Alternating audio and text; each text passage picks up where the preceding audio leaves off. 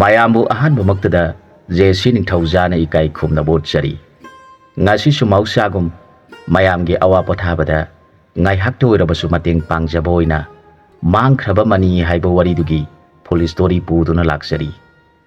ꯋꯥꯔꯤꯁꯤ ꯃꯌꯥꯝ ꯄꯨꯟꯅ ꯑꯃꯨꯛ ꯇꯥꯃꯤꯟꯅꯔꯁꯤ꯫ ꯃꯇꯝ ꯑꯃꯗ ꯂꯩꯕꯥꯛ ꯑꯃꯗ ꯄꯥꯔꯤꯁꯣꯏ ꯀꯧꯕ ꯅꯤꯡꯊꯧ ꯑꯃ ꯄꯥꯜꯂꯝꯃꯤ꯫ ꯃꯍꯥꯛꯀꯤ ꯃꯍꯥꯔꯥꯅꯤꯒꯤ ꯃꯃꯤꯡꯅ ꯇꯣꯂꯣꯏ ꯂꯩꯃ ꯀꯧꯔꯝꯃꯤ꯫ ꯃꯈꯣꯏ ꯑꯅꯤꯅ ꯂꯩꯕꯥꯛ ꯑꯗꯨꯒꯤ ꯅꯤꯡꯊꯧ ꯑꯃꯁꯨꯡ ꯃꯍꯥꯔꯥꯅꯤ ꯑꯣꯏꯗꯨꯅ ꯄꯥꯜꯂꯛꯄ ꯃꯇꯝ ꯀꯨꯏꯔꯛꯂꯦ꯫ ꯑꯗꯨꯕꯨ ꯃꯈꯣꯏ ꯑꯅꯤꯒꯤ ꯃꯔꯥꯏꯕꯛꯇ ꯃꯆꯥ ꯎꯖꯕ ꯐꯪꯂꯛꯇ꯭ꯔꯕꯗ ꯅꯤꯡꯊꯧ ꯑꯃꯁꯨꯡ ꯃꯍꯥꯔꯥꯅꯤ ꯑꯅꯤꯒꯤ ꯃꯊ꯭ꯋꯥꯏ ꯌꯥꯝꯅ ꯅꯨꯡꯉꯥꯏꯖꯔꯝꯗꯦ꯫ ꯅꯤꯡꯊꯧꯅ ꯈꯜꯂꯤ, ꯑꯩꯅ ꯀꯔꯤꯒꯨꯝꯕ ꯏꯆꯥ ꯐꯪꯗ꯭ꯔꯕꯗꯤ ꯑꯩꯒꯤ ꯏꯇꯨꯡꯗ ꯀꯅꯥꯅ ꯑꯩꯒꯤ ꯂꯩꯕꯥꯛ ꯑꯁꯤꯕꯨ ꯉꯥꯛꯇꯨꯅ ꯄꯥꯜꯍꯧꯒꯗꯒꯦ ꯈꯟꯗꯨꯅ ꯃꯄꯨꯛꯅꯤꯡ ꯅꯨꯡꯉꯥꯏꯇꯅ ꯂꯩ꯫ ꯑꯗꯨꯒ ꯃꯍꯥꯔꯥꯅꯤ ꯑꯁꯤꯒꯤ ꯃꯄꯨꯛꯅꯤꯡꯗꯁꯨ ꯃꯍꯥꯛ ꯃꯆꯥ ꯐꯪꯗ꯭ꯔꯕꯅꯤꯅ ꯃꯄꯨꯔꯣꯏꯕ ꯅꯤꯡꯊꯧꯅ ꯅꯣꯡꯃꯗꯤ ꯑꯇꯣꯞꯄ ꯃꯍꯥꯔꯥꯅꯤ ꯑꯃ ꯍꯥꯞꯈꯤꯕ ꯌꯥꯏ ꯈꯟꯖꯗꯨꯅ ꯃꯄꯨꯛꯅꯤꯡ ꯌꯥꯝꯅ ꯋꯥꯖꯔꯝꯃꯤ꯫ ꯅꯤꯡꯊꯧ ꯑꯃꯁꯨꯡ ꯃꯍꯥꯔꯥꯅꯤ ꯑꯅꯤꯒꯤ ꯋꯥꯔꯤꯕ ꯃꯇꯧ ꯑꯗꯨ ꯎꯔꯒ ꯂꯝ ꯑꯗꯨꯕꯨ ꯀꯣꯟꯕꯤꯔꯤꯕ ꯂꯥꯏ ꯑꯗꯨꯅ ꯈꯜꯂꯤ, ꯑꯩꯒꯤ ꯅꯨꯡꯁꯤꯈ꯭ꯔꯕ ꯅꯤꯡꯊꯧ ꯑꯃꯗꯤ ꯃꯍꯥꯔꯥꯅꯤ ꯑꯅꯤꯁꯤ ꯃꯆꯥ ꯐꯪꯗꯕꯗꯒꯤ ꯑꯋꯥꯕ ꯑꯣꯏꯔꯦ꯫ ꯑꯗꯨꯅ ꯑꯩꯅ ꯃꯈꯣꯏ ꯑꯅꯤꯒꯤ ꯃꯐꯝꯗ ꯃꯆꯥ ꯑꯃꯇꯪ ꯐꯪꯍꯟꯕꯤꯔꯒꯦ ꯈꯟꯗꯨꯅ ꯂꯥꯏ ꯑꯗꯨꯅ ꯅꯤꯡꯊꯧ ꯑꯗꯨꯒ ꯊꯦꯡꯅꯅꯕ ꯃꯍꯥꯛ ꯃꯨꯅꯤ ꯂꯥꯏꯅꯤꯡꯕ ꯑꯃꯒꯤ ꯃꯑꯣꯡ ꯂꯧꯔꯒ ꯂꯩꯈ꯭ꯔꯦ꯫ ꯅꯣꯡꯃꯗꯤ ꯅꯤꯡꯊꯧ ꯑꯁꯤꯅ ꯁꯥ ꯇꯥꯟꯕ ꯂꯥꯛꯄ ꯃꯇꯝꯗ ꯃꯨꯅꯤ ꯂꯥꯏꯅꯤꯡꯕ ꯑꯗꯨꯒ ꯊꯦꯡꯅꯔꯦ꯫ ꯃꯨꯅꯤꯅ ꯂꯥꯏꯅꯤꯡꯗꯨꯅ ꯂꯩꯔꯤꯕꯗꯨ ꯎꯔꯒ ꯅꯤꯡꯊꯧꯅ ꯁꯒꯣꯜ ꯃꯊꯛꯇꯒꯤ ꯀꯨꯝꯊꯔꯛꯇꯨꯅ ꯃꯨꯅꯤꯒꯤ ꯃꯈꯣꯡ ꯄꯥꯏꯔꯗꯨꯅ ꯈꯨꯔꯨꯝꯖꯔꯦ꯫ ꯃꯥꯒꯤ ꯃꯇꯧ ꯑꯗꯨ ꯌꯦꯡꯂꯒ ꯃꯨꯅꯤ ꯑꯗꯨꯅ ꯍꯥꯏꯔꯛꯈꯤ,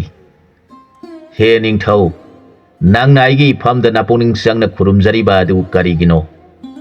ꯑꯩꯗꯤ ꯅꯐꯝꯗ ꯀꯔꯤꯁꯨ ꯄꯤꯅꯤꯡꯉꯥꯏ ꯂꯩꯇꯦ꯫ ꯑꯩꯒꯤ ꯍꯥꯏꯕꯕꯨ ꯑꯩꯒꯤ ꯃꯥꯡꯗ ꯊꯝꯂꯤꯕ ꯏꯁꯤꯡ ꯍꯥꯞꯄ ꯄꯥꯇ꯭ꯔ ꯑꯁꯤꯗꯒꯤ ꯏꯁꯤꯡꯅ ꯆꯥꯏꯕꯤꯗꯨꯅ ꯅꯪꯒꯤ ꯑꯄꯥꯝꯕꯗꯨ ꯊꯨꯡꯖꯔꯣ ꯍꯥꯏꯕ ꯋꯥꯍꯩ ꯑꯁꯤꯃꯈꯛꯇꯅꯤ ꯑꯩꯅ ꯄꯤꯕ ꯉꯝꯂꯤꯕꯗꯤ꯫ ꯑꯇꯣꯞꯄ ꯁꯅꯥ ꯂꯨꯄꯥ ꯀꯔꯤꯁꯨ ꯑꯩꯒꯤ ꯏꯐꯝꯗ ꯂꯩꯇꯦ ꯍꯥꯏꯔꯛꯈꯤ꯫ ꯅꯤꯡꯊꯧ ꯑꯗꯨꯅ ꯃꯈꯨꯠ ꯂꯣꯟꯅꯖꯔꯒ ꯍꯥꯏꯖꯔꯛꯈꯤ, ꯍꯦ ꯃꯨꯅꯤ ꯑꯊꯣꯏꯕ, ꯅꯅꯥꯏꯅ ꯅꯐꯝꯗꯒꯤ ꯁꯅꯥ ꯂꯨꯄꯥ ꯀꯔꯤ ꯑꯃꯠꯇ ꯅꯤꯖꯔꯣꯏ꯫ ꯑꯩꯒꯤ ꯑꯄꯥꯝꯕ ꯍꯥꯏꯔꯒꯗꯤ ꯑꯩꯒꯤ ꯏꯐꯝꯗ ꯅꯆꯥ ꯐꯪꯖꯔꯣ ꯍꯥꯏꯕ ꯕꯣꯔ ꯑꯗꯨꯃꯇꯪ ꯄꯤꯅꯕꯤꯌꯨ ꯍꯥꯏꯖꯔꯛꯈꯤ꯫ ꯅꯤꯡꯊꯧꯒꯤ ꯋꯥꯗꯨ ꯇꯥꯔꯒ ꯃꯨꯅꯤꯅ ꯍꯪꯂꯛꯈꯤ, ꯍꯦ ꯅꯤꯡꯊꯧ, ꯅꯪꯅ ꯀꯔꯤ ꯃꯔꯝ ꯂꯩꯗꯨꯅ ꯏꯐꯝꯗ ꯁꯅꯥ ꯂꯨꯄꯥꯗꯤ ꯅꯤꯒꯦ ꯍꯥꯏꯗꯅ ꯅꯆꯥ ꯅꯤꯔꯤꯕꯅꯣ? ꯑꯩꯁꯨ ꯅꯐꯝꯗ ꯁꯅꯥ ꯂꯨꯄꯥ ꯅꯤꯔꯕꯁꯨ ꯑꯩꯒꯤꯗꯤ ꯄꯤꯅꯤꯡꯉꯥꯏ ꯂꯩꯇꯦ ꯍꯥꯏꯅ ꯍꯥꯟꯅ ꯍꯥꯏꯈ꯭ꯔꯕ ꯑꯗꯨꯅꯤ꯫ ꯃꯔꯝ ꯑꯗꯨꯅ ꯅꯪꯅ ꯁꯅꯥ ꯂꯨꯄꯥ ꯄꯤꯕꯤꯌꯨ ꯍꯥꯏꯗ꯭ꯔꯤꯕ꯭ꯔꯥ ꯍꯪꯂꯛꯈꯤ꯫ ꯃꯨꯅꯤꯒꯤ ꯋꯥꯗꯨ ꯇꯥꯔꯒ ꯅꯤꯡꯊꯧ ꯑꯗꯨꯅ, ꯃꯨꯅꯤꯗꯦꯕ, ꯅꯅꯥꯏ ꯑꯩꯅ ꯁꯅꯥ ꯂꯨꯄꯥꯒꯤ ꯃꯍꯨꯠꯇ ꯏꯆꯥ ꯄꯤꯅꯕꯤꯌꯨ ꯍꯥꯏꯅ ꯅꯤꯖꯔꯤꯕ ꯑꯁꯤꯒꯤ ꯃꯔꯝꯗ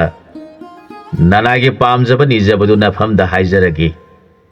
ꯁꯪꯁꯥꯔꯗ ꯄꯣꯛꯂꯕ ꯑꯩꯈꯣꯏꯅ ꯁꯅꯥ ꯂꯨꯄꯥ ꯐꯅ ꯂꯩꯔꯕꯁꯨ, ꯃꯇꯤꯛ ꯃꯒꯨꯟ ꯐꯅ ꯂꯩꯕ ꯃꯤ ꯑꯣꯏꯔꯕꯁꯨ, ꯃꯆꯥꯕꯨ ꯄꯣꯛꯇ꯭ꯔꯕꯗꯤ ꯃꯍꯥꯛ ꯑꯗꯨꯒꯤ ꯃꯄꯣꯛ ꯑꯗꯨ ꯑꯔꯦꯝꯕꯅꯤ,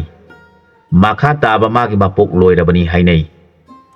ꯃꯆꯥ ꯄꯣꯛꯇ꯭ꯔꯤꯕ ꯃꯍꯥꯛ ꯑꯗꯨ ꯑꯃꯨꯛ ꯍꯟꯅ ꯃꯤꯑꯣꯏ ꯄꯣꯛꯇ ꯄꯣꯛꯄꯒꯤ ꯂꯥꯡꯑꯣꯜ ꯂꯣꯏꯔꯦ, ꯑꯇꯣꯞꯄ ꯀꯥꯡꯂꯨꯞꯀꯤ ꯃꯄꯣꯛꯇ ꯄꯣꯛꯂꯒꯅꯤ ꯍꯥꯏꯅꯩ꯫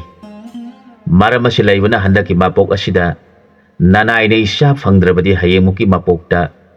ꯅꯅꯥꯏ ꯑꯩꯍꯥꯛ ꯃꯤꯒꯤ ꯃꯄꯣꯛꯇꯤ ꯂꯣꯏꯔꯗꯨꯅ ꯁꯥ ꯎꯆꯦꯛ ꯇꯤꯟ ꯀꯥꯡꯒꯤ ꯃꯄꯣꯛꯇ ꯄꯣꯛꯂꯨꯔꯒꯅꯤ ꯈꯟꯖꯕꯗ ꯅꯅꯥꯏꯒꯤ ꯊꯋꯥꯏ ꯑꯁꯤ ꯌꯥꯝꯅ ꯋꯥꯈ꯭ꯔꯦ꯫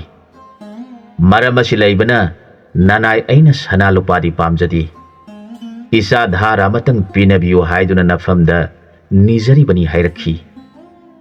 ꯃꯨꯅꯤ ꯑꯗꯨ ꯅꯤꯡꯊꯧꯒꯤ ꯋꯥꯗꯨ ꯇꯥꯔꯒ ꯍꯥꯏꯔꯛꯈꯤ, ꯍꯦ ꯅꯤꯡꯊꯧ, ꯅꯍꯥꯛ ꯑꯁꯤ ꯙꯔꯃ ꯃꯁꯛ ꯈꯪꯕ ꯃꯤꯅꯤ꯫ ꯅꯪꯅ ꯈꯜꯂꯤꯕ ꯄꯨꯝꯅꯃꯛꯇꯒꯤ ꯅꯆꯥꯅ ꯑꯊꯣꯏꯕꯅꯤ ꯍꯥꯏꯔꯤꯕꯗꯨ ꯑꯁꯦꯡꯕꯅꯤ꯫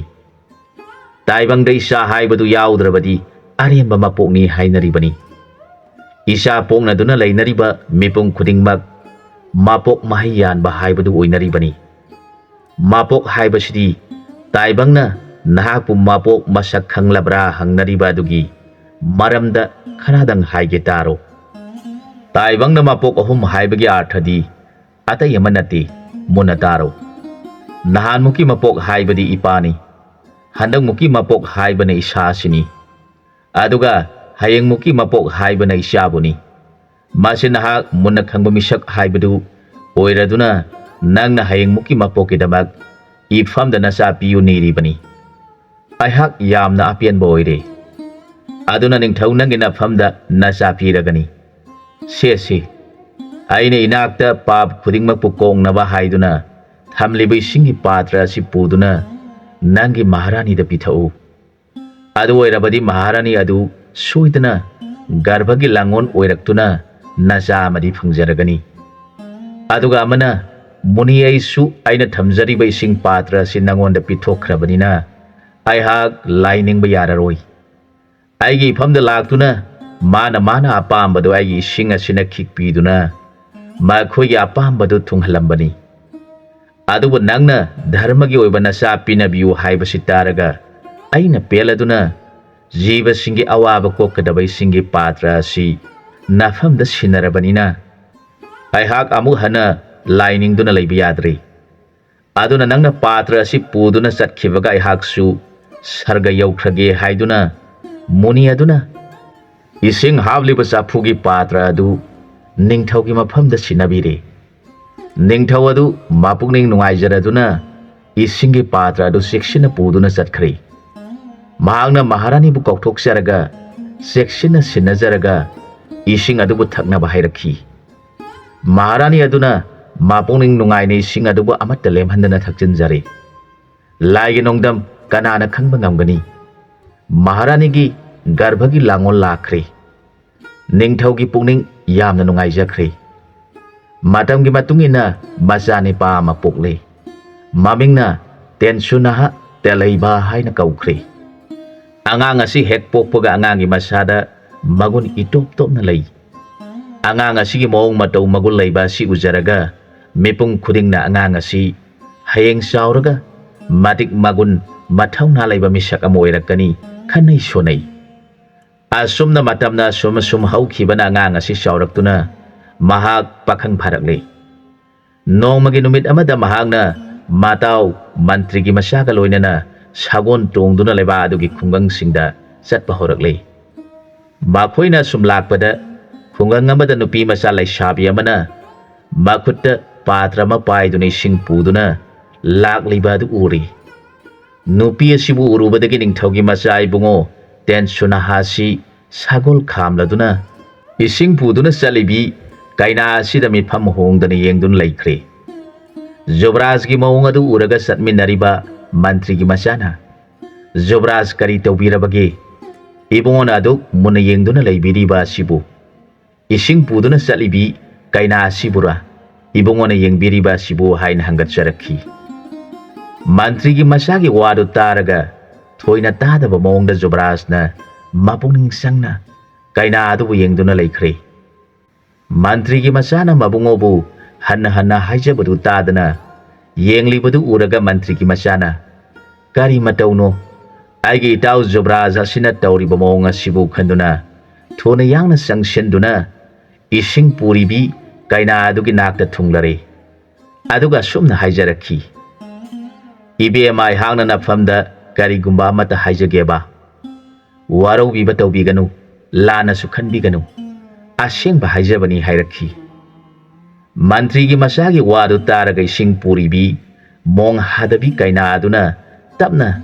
tada kari takpigadabano hangjarakhi magi wadu taraga mantri gi masana ibema aikhoi ani leiba asigi khungangsi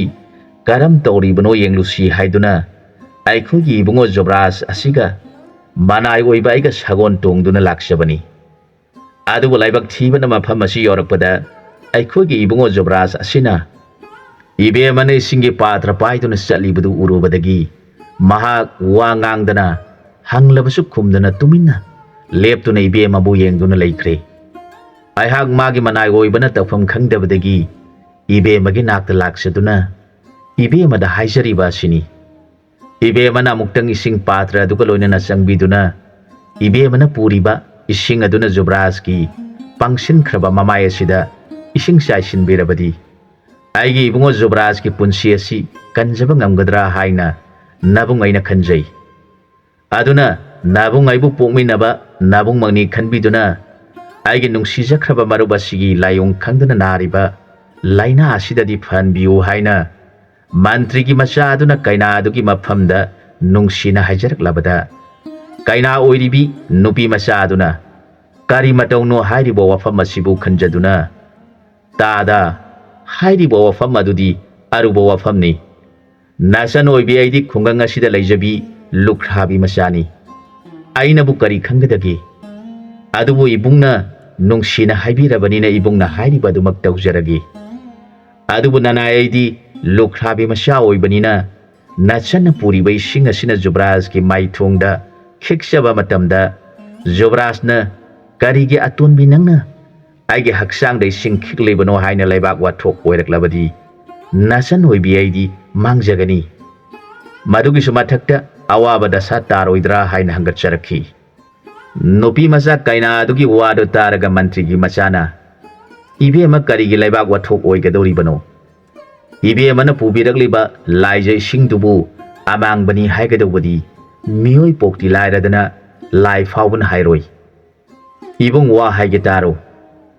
ꯇꯥꯏꯕꯪ ꯖꯤꯕ ꯄꯨꯝꯅꯃꯛ ꯂꯥꯏꯖ ꯏꯁꯤꯡꯗꯒꯤ ꯄꯣꯛꯄ ꯉꯥꯛꯇꯅꯤ ꯑꯗꯨꯅ ꯏꯁꯤꯡꯕꯨ ꯃꯇꯧ ꯀꯔꯝꯅ ꯃꯥꯡꯕ ꯁꯦꯡꯕ ꯈꯥꯏꯒꯗꯧꯔꯤꯕꯅꯣ ꯅꯪꯅ ꯉꯁꯤ ꯏꯁꯤꯡ ꯁꯣꯛꯂꯤꯕ ꯇ꯭ꯔꯤꯊ ꯑꯗꯨꯗ ꯖꯤꯕ ꯄꯨꯝꯅꯃꯛ ꯂꯣꯏꯅ ꯊꯛꯂꯤ ꯆꯥꯔꯤ ꯀꯅꯥꯒꯤ ꯍꯨꯏ ꯍꯧꯗꯣꯡ ꯁꯟ ꯏꯔꯣꯏ ꯇꯤꯟ ꯀꯥꯡ ꯄꯨꯝꯅꯃꯛꯇꯨ ꯂꯥꯏꯖ ꯏꯁꯤꯡꯗꯨꯗ ꯁꯥꯟꯅꯅꯤꯡꯕꯅ ꯁꯥꯟꯅꯩ ꯊꯛꯅꯤꯡꯕꯅ ꯊꯛꯏ ꯃꯗꯨꯕꯨ ꯑꯩꯈꯣꯏꯅ ꯑꯃꯥꯡꯕ ꯑꯣꯏꯔꯕꯗꯤ ꯀꯔꯤꯒꯤ ꯊꯛꯀꯅꯤ ꯑꯗꯨꯅꯕꯨ ꯏꯁꯤꯡꯗꯤ ꯏꯃꯥꯅꯤ ꯍꯥꯏꯔꯤꯕꯅꯤ ꯃꯥꯒꯤ ꯃꯐꯝꯗ ꯑꯃꯥꯡꯕ ꯍꯥꯏꯕꯗꯨ ꯌꯥꯎꯗꯦ ꯃꯍꯥꯛꯇꯤ ꯖꯤꯕ ꯄꯨꯝꯅꯃꯛꯀꯤ ꯆꯪꯖꯐꯝ ꯍꯤꯡꯅꯐꯝ ꯑꯣꯏꯔꯤꯕꯅꯤ ꯃꯗꯨꯒꯨꯝ ꯀꯩꯅꯥ ꯑꯣꯏꯔꯤꯕꯤ ꯅꯈꯣꯏ ꯄꯨꯝꯅꯃꯛꯀꯤ ꯃꯐꯝꯗꯁꯨ ꯑꯃꯥꯡꯕ ꯍꯥꯏꯕꯗꯨ ꯂꯩꯇ꯭ꯔꯤꯕꯤꯅꯤ ꯀꯔꯤꯒꯨꯝꯕ ꯂꯩꯕꯥꯛꯅ ꯉꯥꯡꯅꯔꯕꯁꯨ ꯅꯕꯨꯡꯒ ꯉꯥꯡꯅꯒꯅꯤ ꯍꯥꯏꯔꯦ ꯋꯥꯗꯨ ꯇꯥꯔꯒ ꯀꯩꯅꯥ ꯑꯗꯨꯅ ꯐꯔꯦ ꯑꯗꯨ ꯑꯣꯏꯔꯕꯗꯤ ꯇꯥꯗ ꯃꯟꯇ꯭ꯔꯤꯒꯤ ꯃꯆꯥ ꯏꯕꯨꯡꯒꯤ ꯋꯥ ꯏꯟꯖꯔꯒꯦ ꯍꯥꯏꯗꯨꯅ ꯃꯈꯨꯠꯇ ꯏꯁꯤꯡꯒꯤ ꯄꯥꯇ꯭ꯔ ꯄꯥꯏꯗꯨꯅ ꯖꯨꯕ꯭ꯔꯥꯖꯀꯤ ꯅꯥꯛꯇ ꯆꯪꯁꯤꯜꯂꯛꯂꯦ ꯑꯗꯨꯒ ꯍꯥꯏꯔꯛꯈꯤ ꯖꯨꯕ꯭ꯔꯥꯖ ꯅꯅꯥꯏ ꯇꯣꯜꯂꯕꯤ ꯂꯨꯈ꯭ꯔꯥꯕꯤ ꯃꯆꯥ ꯑꯩꯅ ꯈꯨꯔꯨꯝꯖꯔꯤ ꯉꯁꯤ ꯐꯥꯎꯕ ꯀꯅꯥ ꯑꯃꯒꯤ ꯃꯐꯝꯗ ꯃꯤꯅꯝꯕ ꯋꯥ ꯉꯥꯡꯖꯗ꯭ꯔꯤꯕ ꯃꯤꯅꯝꯕ ꯊꯕꯛ ꯇꯧꯖꯗ꯭ꯔꯤꯕꯤ ꯑꯣꯏꯔꯕꯗꯤ ꯖꯨꯕ꯭ꯔꯥꯖꯀꯤ ꯋꯥꯈꯜ ꯍꯟꯖꯤꯟꯐꯝ ꯈꯪꯗꯅ ꯂꯩꯔꯤꯕꯗꯨ ꯀꯣꯛꯄꯤꯗꯨꯅ ꯅꯅꯥꯏꯅ ꯈꯤꯛꯆꯔꯤꯕ ꯏꯁꯤꯡ ꯑꯁꯤꯅ ꯁꯣꯛꯄꯒ ꯀꯣꯛꯄꯤꯕ ꯑꯣꯏꯕꯤꯔꯣ ꯍꯥꯏꯗꯨꯅ ꯀꯩꯅꯥ ꯑꯗꯨꯅ ꯏꯁꯤꯡ ꯑꯗꯨ ꯈꯔ ꯂꯧꯔꯒ ꯖꯨꯕ꯭ꯔꯥꯖꯀꯤ ꯃꯁꯥꯗ ꯏꯁꯤꯡ ꯈꯤꯛꯆꯤꯜꯂꯦ ꯏꯁꯤꯡꯗꯨ ꯖꯨꯕ꯭ꯔꯥꯖꯀꯤ ꯃꯃꯥꯏꯗ ꯍꯦꯛ ꯆꯣꯡꯕꯒ ꯖꯨꯕ꯭ꯔꯥꯖ ꯒ꯭ꯌꯥꯟ ꯂꯥꯛꯇꯨꯅ ꯍꯤ ꯀꯔꯤꯅꯣ ꯑꯩꯅ ꯇꯧꯔꯤꯕ ꯑꯁꯤꯕꯨ ꯈꯟꯗꯨꯅ ꯀꯩꯅꯥ ꯑꯗꯨꯕꯨ ꯌꯦꯡꯗꯨꯅ ꯍꯥꯏꯔꯛꯏ ꯏꯕꯦꯝ ꯑꯩꯍꯥꯛ ꯏꯕꯦꯝꯃꯕꯨ ꯍꯦꯛ ꯎꯖꯈꯤꯕ ꯃꯤꯀꯨꯞ ꯑꯗꯨꯗꯒꯤ ꯏꯕꯦꯝꯃꯕꯨ ꯅꯨꯡꯁꯤꯖꯕꯅ ꯃꯪꯗ ꯂꯩꯕ ꯃꯤꯒꯨꯝ ꯂꯩꯔꯨꯔꯦ ꯏꯕꯦꯝꯃꯅ ꯏꯁꯤꯡ ꯈꯤꯛꯄꯤꯗꯨꯅ ꯑꯩꯒꯤ ꯃꯥꯡꯂꯨꯔꯕ ꯒ꯭ꯌꯥꯟ ꯍꯟꯖꯤꯟꯖꯔꯦ ꯍꯥꯏꯔꯒ ꯃꯈꯨꯠ ꯑꯅꯤ ꯈꯨꯆꯣꯛ ꯌꯥꯔꯒ ꯏꯁꯤꯡ ꯍꯩꯊꯔꯛꯎ ꯍꯥꯏꯕꯒꯤ ꯃꯑꯣꯡꯗ ꯂꯩꯈ꯭ꯔꯦ ꯃꯗꯨ ꯎꯕꯗ ꯀꯨꯃꯥꯔꯤ ꯀꯩꯅꯥ ꯑꯗꯨꯅ ꯃꯈꯨꯠ ꯂꯣꯟꯅꯖꯔꯒ ꯍꯥꯏꯖꯔꯛꯈꯤ ꯖꯨꯕ꯭ꯔꯥꯖ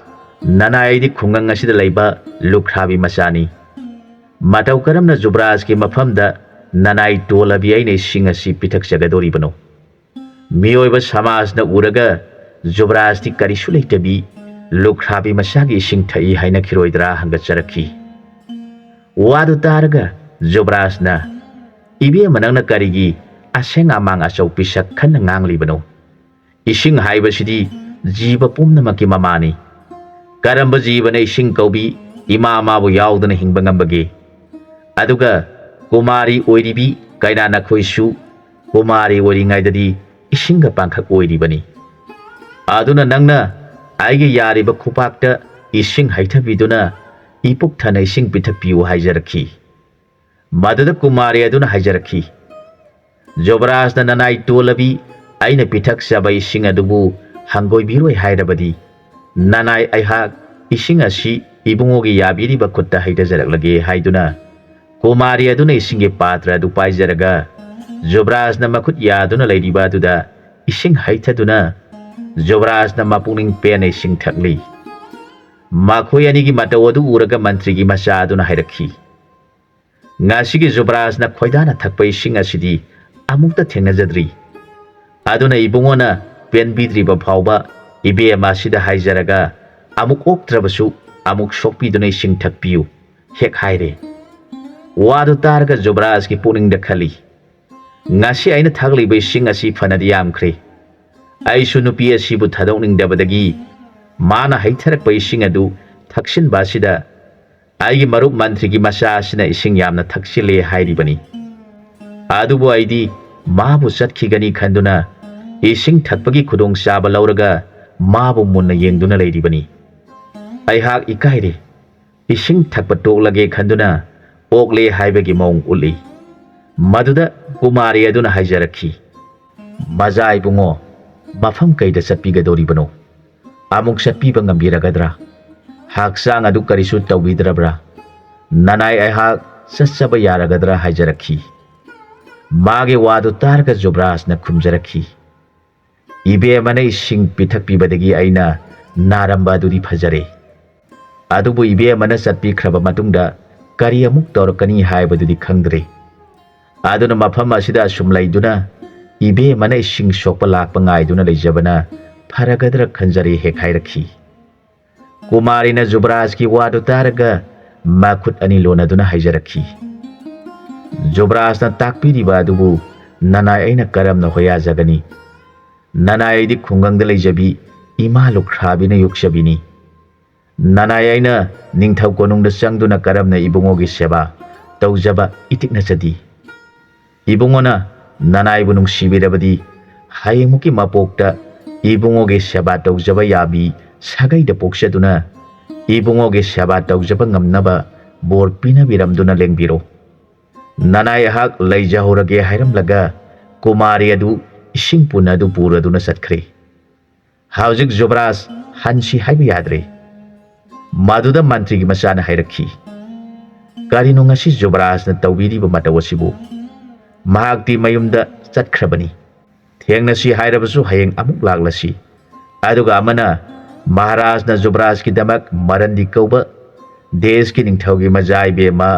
ligla sangbu haina duna leiri karigumbai khoina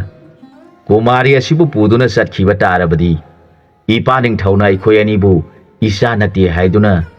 laiba asidagi tan thoklakpa thoklabadi ai khoi ani mak afabo iraroi Nanaina haijabasi tabiyu waramasi laibana jubrajna nupi asige wakhalda mafam asida laithokpa tarabadi pabung maharaj ki sana puning adu kayada nungaitaba poklagani haibadu khanthabiyu haijarakhi mantri gi masana hairibadu taraga jubrajna itaw aihak yamna ware aidi ngasi ujariba kumari asibu thadokchaba ngamgani thajadre hairakhi Mantri ki masana majai bungo adu moinamak pabung maharaj ki maidi ngakpham thui aikhoi bu pokpiba ima ipa ge awabo igadaba amata aikhoi na satpham thokti hairabada jobrajna phari taw nangna haiba aihak yarage adu bu aikhoi ani di marak marak ta mafam asida laktuna maga wari sanaba fangnaba tawsi hairabada mantri ki masa aduna khali Jobraj asi thingba ngamloidori adu moinamak aina numit khuding magi mafamda wari saduna mabu themjana honarage khanduna makhoi ani sagol tongladuna wakhal nungaitana konungda halakhi nongalabada Jobraj na mantri ki masa yengladuna itaw salasi haire Jobraj ki wadu targa mantri ki masa na haijarakhi majai bungo nanai na karigumba mat hangajage wafam asida nanai natau bu warau biganu nanai bu ngakpi u hairakhi magi wadu targa ningthaugi masana itaw kari wafam no haibi u hairakhi maduda mantri gi masa adun haijarakhi jubraj aikhogi ningthau asi haidokhi bo wafam ngangna chatpa asumba chatpa ningthauni aduna ipa ningthauna jubraj ki damak marandi leiba ki rajkumari fajabada mapalai trabi liglasang kaubibu haina singaduna leiribani haujiksu liglasang kaubi be mana jubraj bungaiduna wana leijaribani masida karigumba jubraj na mahaku thadokduna aikhoina thengnaruba petanga tauthongbi kaubi adubu konungda pusilaktuna chaklakpa matamda ipa ningthauno oigadaba phiba madu munna sana puning tawbiyu nanai mantri masa aibusu ꯏꯅꯤꯡꯊꯧꯅ ꯁꯥꯎꯕꯗꯒꯤ ꯑꯋꯥꯕ ꯁꯣꯏꯗꯅ ꯇꯥꯒꯅꯤ ꯑꯗꯨꯒꯤꯁꯨ ꯃꯊꯛꯇ ꯂꯩꯕꯥꯛ ꯑꯅꯤꯒꯤ ꯅꯤꯡꯊꯧꯁꯨ ꯁꯣꯏꯗꯅ ꯌꯦꯛꯅꯕ ꯑꯣꯏꯗꯨꯅ ꯑꯋꯥꯕ ꯁꯣꯏꯗꯅ ꯇꯥꯒꯅꯤ ꯃꯔꯝ ꯑꯁꯤ ꯂꯩꯕꯅ ꯅꯅꯥꯏ ꯃꯟꯇ꯭ꯔꯤꯒꯤ ꯃꯆꯥ ꯑꯩꯅ ꯖꯨꯕ꯭ꯔꯥꯖꯀꯤ ꯅꯐꯝꯗ ꯍꯪꯒꯠꯆꯔꯤ ꯍꯥꯏꯔꯛꯂꯕꯗ ꯖꯨꯕ꯭ꯔꯥꯖꯅ ꯍꯥꯏꯔꯛꯈꯤ ꯏꯇꯥꯎ ꯅꯪꯅ ꯍꯥꯏꯔꯤꯕꯁꯤꯡ ꯑꯗꯨ ꯑꯆꯨꯝꯕ ꯉꯥꯛꯇꯅꯤ ꯑꯗꯨꯝ ꯑꯣꯏꯅꯃꯛ ꯑꯩꯅ ꯃꯥꯕꯨ ꯎꯔꯨꯕꯗꯒꯤ ꯄꯨꯝꯅꯃꯛꯁꯤ ꯑꯔꯦꯝꯕ ꯉꯥꯛꯇ ꯑꯣꯏꯅ ꯎꯈ꯭ꯔꯦ ꯃꯍꯥꯛ ꯅꯠꯇꯅ ꯑꯩꯍꯥꯛ ꯀꯅꯥꯒꯨꯝꯕꯤ ꯑꯃꯠꯇꯒ ꯂꯣꯏꯅ ꯅꯤꯡꯈꯤꯗ꯭ꯔꯦ ꯑꯩꯍꯥꯛ ꯃꯥꯕꯨ ꯌꯥꯝꯅ ꯅꯨꯡꯁꯤ ꯄꯥꯝꯃꯤ ꯑꯗꯨꯕꯨ ꯏꯄꯥꯒꯤ ꯋꯥꯁꯛꯁꯨ ꯉꯥꯛꯅꯤꯡꯉꯤ ꯑꯩꯍꯥꯛ ꯍꯧꯖꯤꯛ ꯅꯨꯡ ꯑꯅꯤꯒꯤ ꯃꯔꯛꯇ ꯍꯥ ꯍꯥꯏꯕꯗꯨ ꯑꯣꯏꯔꯦ ꯑꯗꯨꯅ ꯏꯇꯥꯎ ꯅꯪꯕꯨ ꯅꯨꯡꯁꯤꯕ ꯑꯩꯍꯥꯛ ꯃꯥꯒꯤ ꯃꯅꯥꯛꯇ ꯆꯠꯇꯨꯅ ꯃꯥꯒꯤ ꯃꯁꯛ ꯑꯗꯨ ꯎꯖꯅꯤꯡꯉꯤ ꯑꯩꯍꯥꯛ ꯉꯔꯥꯡ ꯑꯍꯤꯡꯁꯨ ꯆꯥꯛ ꯆꯥꯗ꯭ꯔꯦ ꯏꯇꯥꯎꯅ ꯍꯥꯏꯔꯤꯕ ꯋꯥꯐꯝ ꯑꯗꯨꯃꯛ ꯈꯟꯗꯨꯅ ꯋꯥꯅ ꯑꯍꯤꯡ ꯑꯗꯨ ꯂꯦꯜꯂꯤ ꯏꯇꯥꯎꯅ ꯍꯥꯏꯕ ꯏꯟꯗꯦ ꯍꯥꯏꯗꯨꯅ ꯅꯇꯥꯎꯕꯨ ꯋꯥꯔꯧꯕꯤꯒꯅꯨ ꯏꯇꯥꯎꯅ ꯏꯇꯦꯡ ꯄꯥꯡꯕꯤꯗꯨꯅ ꯃꯍꯥꯛꯀ ꯎꯅꯖꯕ ꯐꯪꯍꯟꯕꯤꯌꯨ ꯍꯥꯏꯅ ꯃꯃꯤꯠꯇ ꯄꯤꯔꯥꯡ ꯁꯤꯟꯊꯅ ꯃꯇꯥꯎ ꯃꯟꯇ꯭ꯔꯤꯒꯤ ꯃꯆꯥ ꯌꯦꯡꯂꯗꯨꯅ ꯍꯥꯏꯖꯔꯛꯄ ꯑꯗꯨ ꯇꯥꯔꯒ ꯃꯟꯇ꯭ꯔꯤꯒꯤ ꯃꯆꯥꯅ ꯃꯄꯨꯛꯅꯤꯡ ꯅꯨꯡꯁꯤꯅ ꯍꯥꯏꯖꯔꯛꯈꯤ ꯃꯖꯥ ꯏꯕꯨꯡꯉꯣ ꯅꯅꯥꯏ ꯃꯟꯇ꯭ꯔꯤꯒꯤ ꯃꯆꯥ ꯑꯩꯕꯨ ꯀꯔꯤ ꯇꯧꯖꯧ ꯇꯥꯛꯄꯤꯔꯤꯕꯅꯣ ꯅꯅꯥꯏꯗꯤ ꯅꯍꯥꯛꯀꯤ ꯅꯅꯥꯏꯅꯤ ꯃꯄꯨꯒꯤ ꯅꯤꯡꯕ ꯊꯨꯡꯅꯕ ꯍꯣꯠꯅꯕꯅ ꯃꯅꯥꯏꯒꯤ ꯃꯊꯧꯅꯤ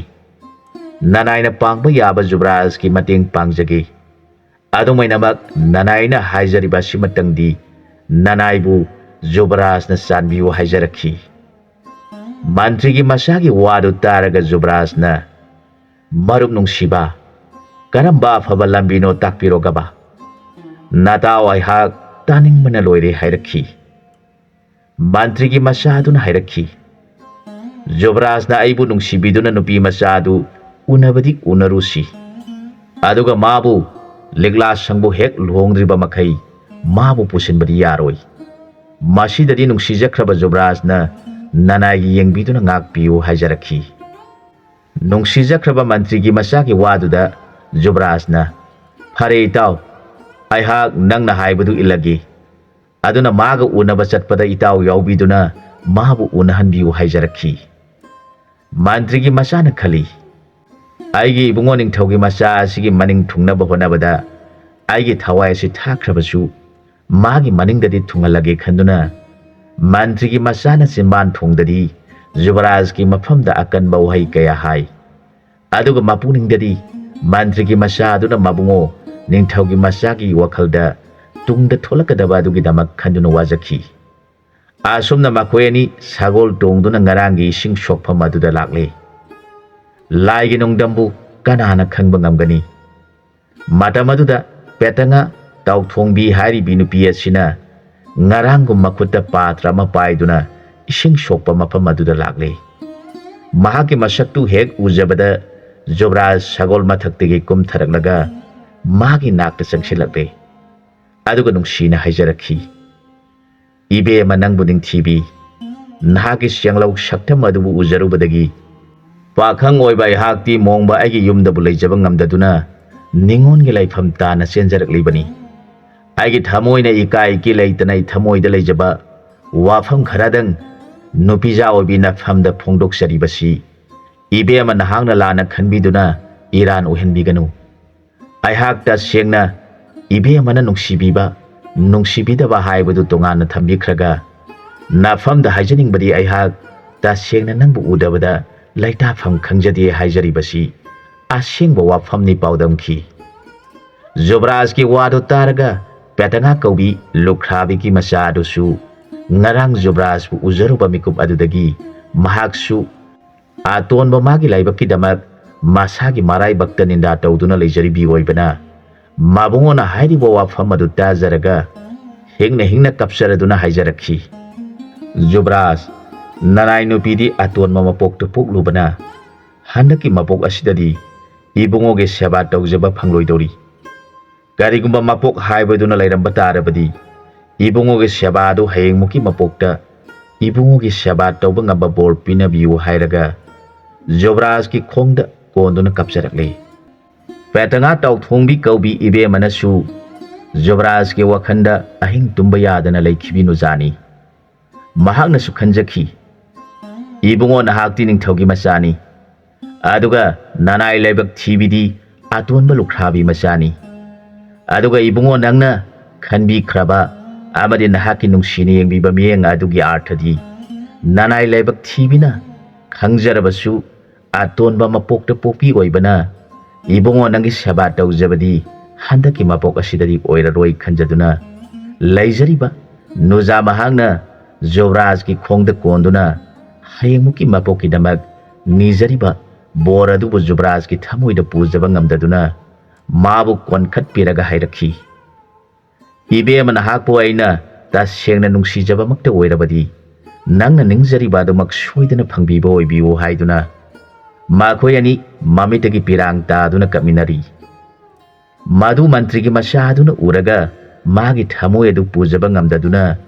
mantri ki masa sangsilaktuna mabungo mabema ani gi mafamda haijarakhi ibungo ibema ani maki thamoida amakpa mata yauduna thamoi gi oiba buafam kaya thamnari badu nanaina tajaraga ipongning asi khangjaba ngamjadri adumainamak nanai gi thamoi asi ibungo ibema ani gi nungsina jaba asi ujaraga nanai mantri gi masana kari thaudang pangthok saduna ibungo ibema ani gi ningba thunganba ngamgadagi nanai hak yengduna leithokshaba ngamdri aduna sirabasu ibungo ibema ani gi damak sijaba ngamba bor amatang pinabiu hairaga mantri gi masana khurumjarakli mantri gi masana mapuni nungsina haijarakli ba wadu taraga Jobraj na hairakhi nungsirabai gi taw ai hak asi onthongna tona pokhraba misak ama haibadu oire aina ningthaugi masa oina poklubadagi aigi thawaidagi suhena nungsijabi mahakpu konungda pusinduna satlasi haigadawbasu ipa ningthaugi wasak ngaktaba misak ama oikragani khanduna mabu satsi hairabasu ngamjadre aduga mabu ithamoi asina lapthoksabasu ngamjadre masibu matau karam tawraga he chanaraba marup nangna ipa ningthaugi wasaksu kaidanaba amadi aigi nungsibasu kaidanaba lambi matang itaw nangna sinbiyoba haijarakhi mantri gi masadu makhoi ani gi nungsinajaba aduda mathamoi pujaba ngamdana hairakhi ningthaugi majai bungo aigina chanaraba marup nangbu tabiyu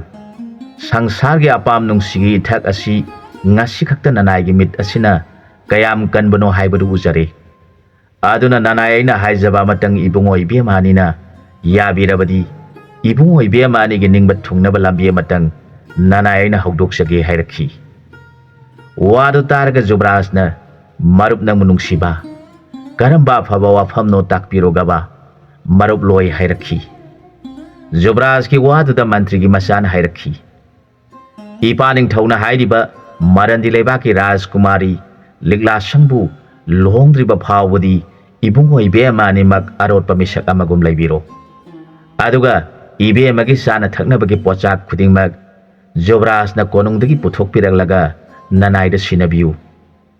madu nanai na pujaraga ibema gi nakte yaunaba tawjagi asumna lotuna leiraga ningthauna laikhidraba matungda ibema bu Jobrajna laushin biduna rani hapiu madu natrabadi upai leiti hairakhi mantri gi masagi wadu da Jobraj amadi petanga makhoi animak mantri gi masana hairi badu yabata akhi petanga tauthongbi kaubi ibema sidi Jobraj punung sibagi mathakta mahakti kana leijadabana mama lukhrabina yokshaboi bana laibak thirabi nujado Jobraj na hairi badu nanthok sabangam jakhiti asumna Jobraj amadi mantri gi masa dugana numit khuding sagol tongladuna magi sing sokpham aduda chatuna hek hek unarami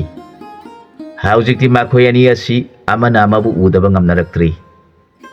matamasida ningthau asina marandi leibakta panba ningthaugi manakta chatuna masa sing luhongbirasi hairure ningthau ani yanaduna makhoi ani luhongba tare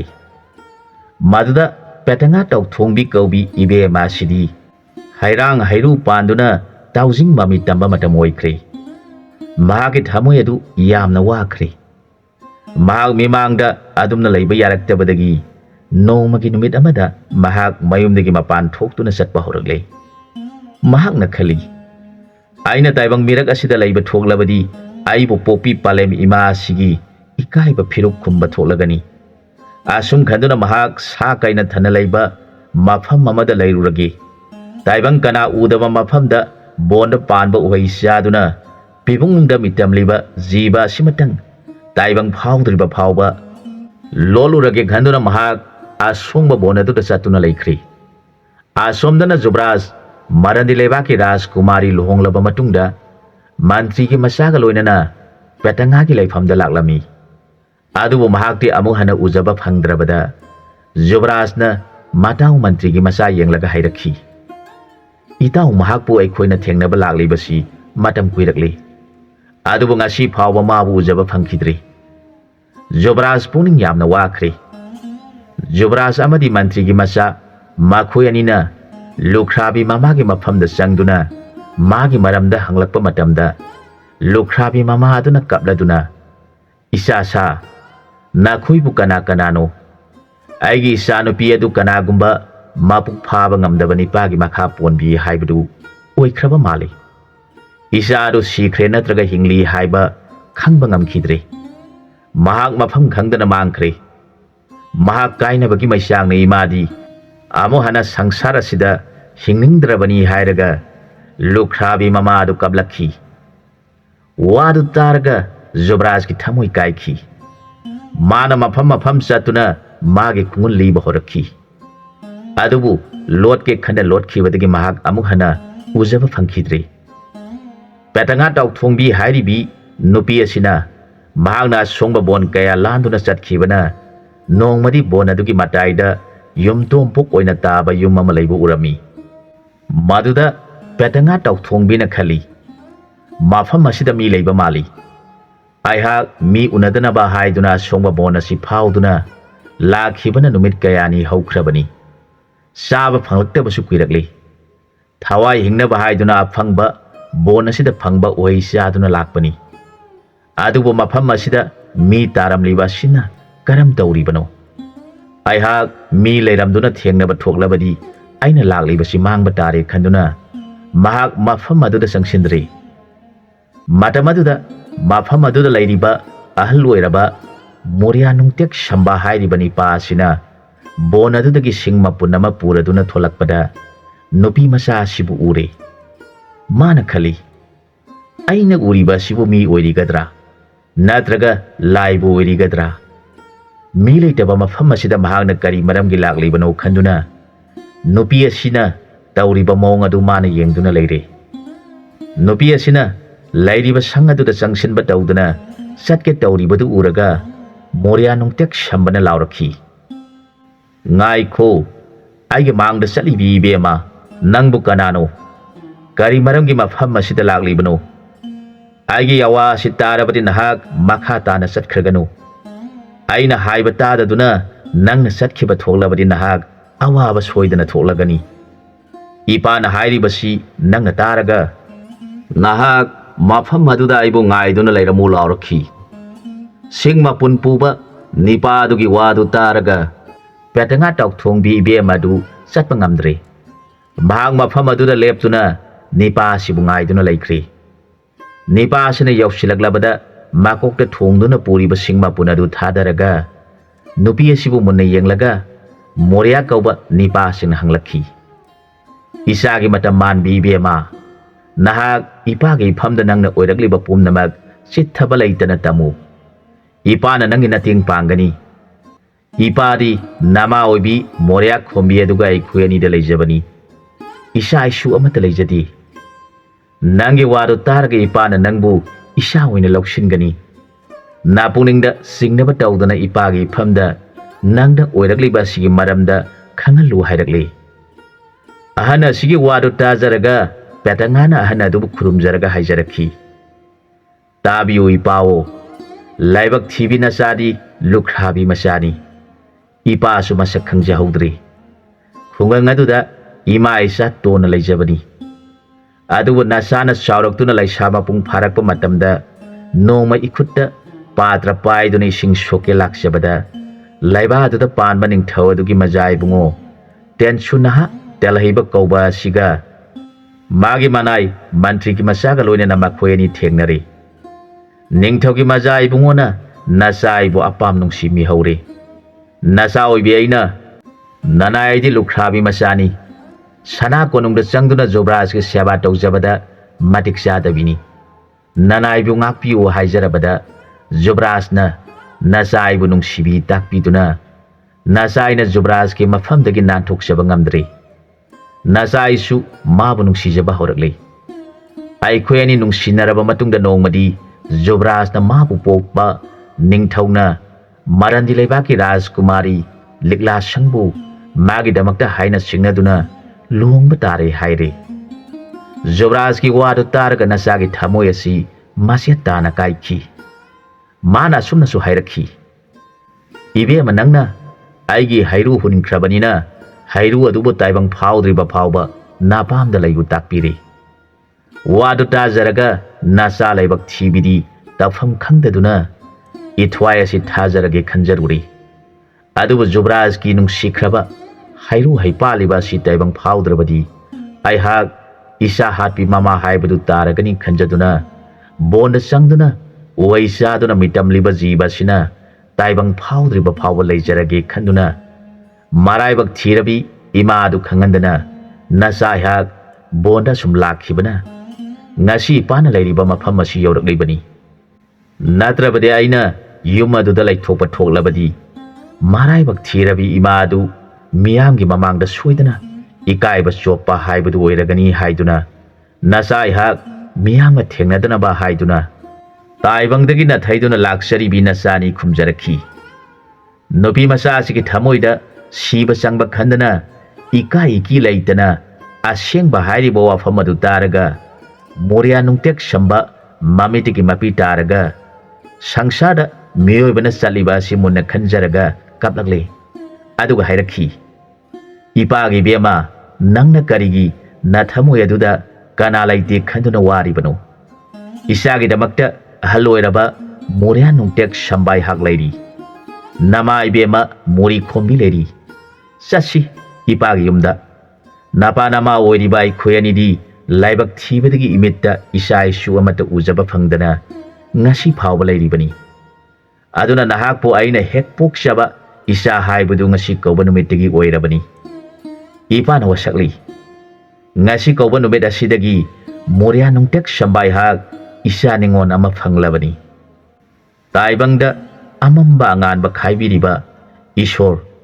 maigai mari sungdai nipanda pubiriba singu layam nakhoi su khangbiu. Ngasi kauba korauda aina phangjariba isa sige haktakta ai hak ningthaugi mapu haibadu amuktang oiba phanganbiu haina singu laibu saki thamduna moria nungtek samba mapungningda nungaibasu phawi. Aduga masa adubu laksakhibani haibagi warauraduna isabu laksakhibagi ningthau amadi Jobraj ki mathakta laman singge khankhi. Mapa masadu ahan adugi lairiba yumadu yaurabada ahan aduna magi nupi mori khombibu kautokladuna hairakhi. Tabra mama nangbu kari tauri mai puthoraktuna isabu okpiyo hairakpa wadu taraga mori khombi kaubi hanubi aduna kari wanone hanuba sina hairiba sibu aikhoi anidi isa poktabadagi mirakta lairagum si hainaduna mafam masida lairibani. Aduga isabu mai o hairiba sibu haiduna senthoraktuna mai okle makhoina hainai isabu ngasi thengnajaba asida aikhoi anigi thamoida anauba mangalama poksari haiduna ahan aniduna mabu nungsina masamani khanduna thambire. Mahak masagidi fare adubu mayumda lehauriba mama aduge wakhanda mapungning adu laitafam khangkhidi. Jobraj mabu thibada awaba oire. Jobraj ke wakhanda mana mafam khangdana mangkhribasi mabu warauduna tauribani khangi. Matam leiba khibikta Jobraj ke puning nungaifam khangdi. Magi ningamdaba matawadu uzaraga Marandi Leibaki Rajkumari Ligla Sangna mabungobu yengladuna haijarakhi. Rajkumar ibungona kari maram laibiduna matam pomnamakta awabagi maithong puduna laibiribano karamba ningba thungbidaba laibibage hangjarakhi. ꯔꯥꯖꯀꯨꯃꯥꯔꯤꯒꯤ ꯋꯥꯗꯨ ꯇꯥꯔꯒ ꯖꯨꯕ꯭ꯔꯥꯖꯅ ꯍꯥꯏꯔꯛꯈꯤ, ꯏꯕꯦꯝꯃ, ꯑꯩꯅ ꯍꯥꯏꯒꯗꯧꯔꯤꯕ ꯋꯥꯐꯝ ꯑꯁꯤꯅ ꯅꯪꯒꯤ ꯅꯐꯝꯗ ꯅꯨꯡꯉꯥꯏꯇꯕ ꯄꯣꯛꯀꯅꯨ꯫ ꯑꯩꯍꯥꯛ ꯁꯦꯡꯅ ꯍꯥꯏꯒꯦ, ꯑꯩꯅ ꯏꯄꯥ ꯅꯤꯡꯊꯧꯅ ꯅꯪꯕꯨ ꯄꯣꯛꯄꯤꯕ ꯏꯀꯨ ꯅꯤꯡꯊꯧꯒ ꯃꯈꯣꯏ ꯑꯅꯤ ꯃꯔꯨꯞ ꯑꯣꯏꯕꯒꯤ ꯅꯤꯡꯊꯧ ꯑꯅꯤꯅ ꯅꯆꯥ ꯏꯆꯥ ꯄꯤꯅꯗꯨꯅ ꯅꯨꯡꯁꯤꯅꯕ ꯃꯔꯨꯞ ꯑꯣꯏꯅꯁꯤ ꯍꯥꯏꯅꯈꯤꯕ ꯋꯥꯐꯝ ꯑꯗꯨꯗꯤ ꯈꯪꯗꯕꯅ ꯑꯩꯅ ꯃꯟꯇ꯭ꯔꯤꯒꯤ ꯃꯆꯥ ꯑꯩꯒꯤ ꯃꯔꯨꯞ ꯑꯁꯤꯒ ꯂꯣꯏꯅꯅ ꯃꯇꯝ ꯈꯨꯗꯤꯡꯗ ꯑꯩꯈꯣꯏꯒꯤ ꯂꯩꯕꯥꯛ ꯑꯁꯤ ꯃꯔꯛ ꯃꯔꯛꯇ ꯀꯣꯏꯕ ꯆꯠꯂꯤ꯫ ꯅꯣꯡꯃꯗꯤ ꯂꯥꯏꯒꯤ ꯅꯣꯡꯗꯝꯅ ꯑꯁꯨꯝ ꯊꯣꯛꯑ ꯇꯝꯈꯤꯕꯅ ꯈꯨꯡꯒꯪ ꯑꯃꯗ ꯀꯨꯃꯥꯔꯤ ꯑꯣꯏꯔꯕꯤ ꯅꯨꯄꯤ ꯂꯩꯁꯥꯕꯤ ꯑꯃ ꯃꯈꯨꯠꯇ ꯄꯥꯇ꯭ꯔ ꯑꯃ ꯄꯥꯏꯗꯨꯅ ꯏꯁꯤꯡ ꯁꯣꯛꯄ ꯂꯥꯛꯂꯝꯃꯤ꯫ ꯃꯍꯥꯛꯄꯨ ꯑꯩꯅ ꯍꯦꯛ ꯎꯔꯨꯕꯗ ꯑꯩꯒꯤ ꯊꯃꯣꯏ ꯑꯁꯤ ꯍꯥꯏꯐꯝ ꯈꯪꯗꯅ ꯃꯥꯕꯨ ꯅꯨꯡꯁꯤꯖꯕ ꯐꯥꯎꯔꯦ꯫ ꯃꯥꯕꯨ ꯑꯩꯒꯤ ꯔꯥꯅꯤ ꯑꯣꯏꯍꯟꯒꯦ ꯈꯟꯈ꯭ꯔꯦ꯫ ꯑꯩꯍꯥꯛ ꯇꯧꯐꯝ ꯈꯪꯗꯅ ꯃꯥꯕꯨ ꯃꯨꯟꯅ ꯌꯦꯡꯗꯨꯅ ꯂꯩꯔꯦ꯫ ꯑꯩꯒꯤ ꯏꯇꯧ ꯑꯗꯨꯗ ꯑꯩꯒꯤ ꯃꯔꯨꯞ ꯃꯟꯇ꯭ꯔꯤꯒꯤ ꯃꯆꯥꯅ ꯏꯁꯤꯡꯒꯤ ꯄꯥꯇ꯭ꯔ ꯄꯨꯗꯨꯅ ꯆꯠꯂꯤꯕꯤ ꯀꯨꯃꯥꯔꯤ ꯑꯗꯨꯒꯤ ꯃꯐꯝꯗ ꯆꯪꯖꯗꯨꯅ ꯍꯥꯏꯖꯔꯛꯈꯤ,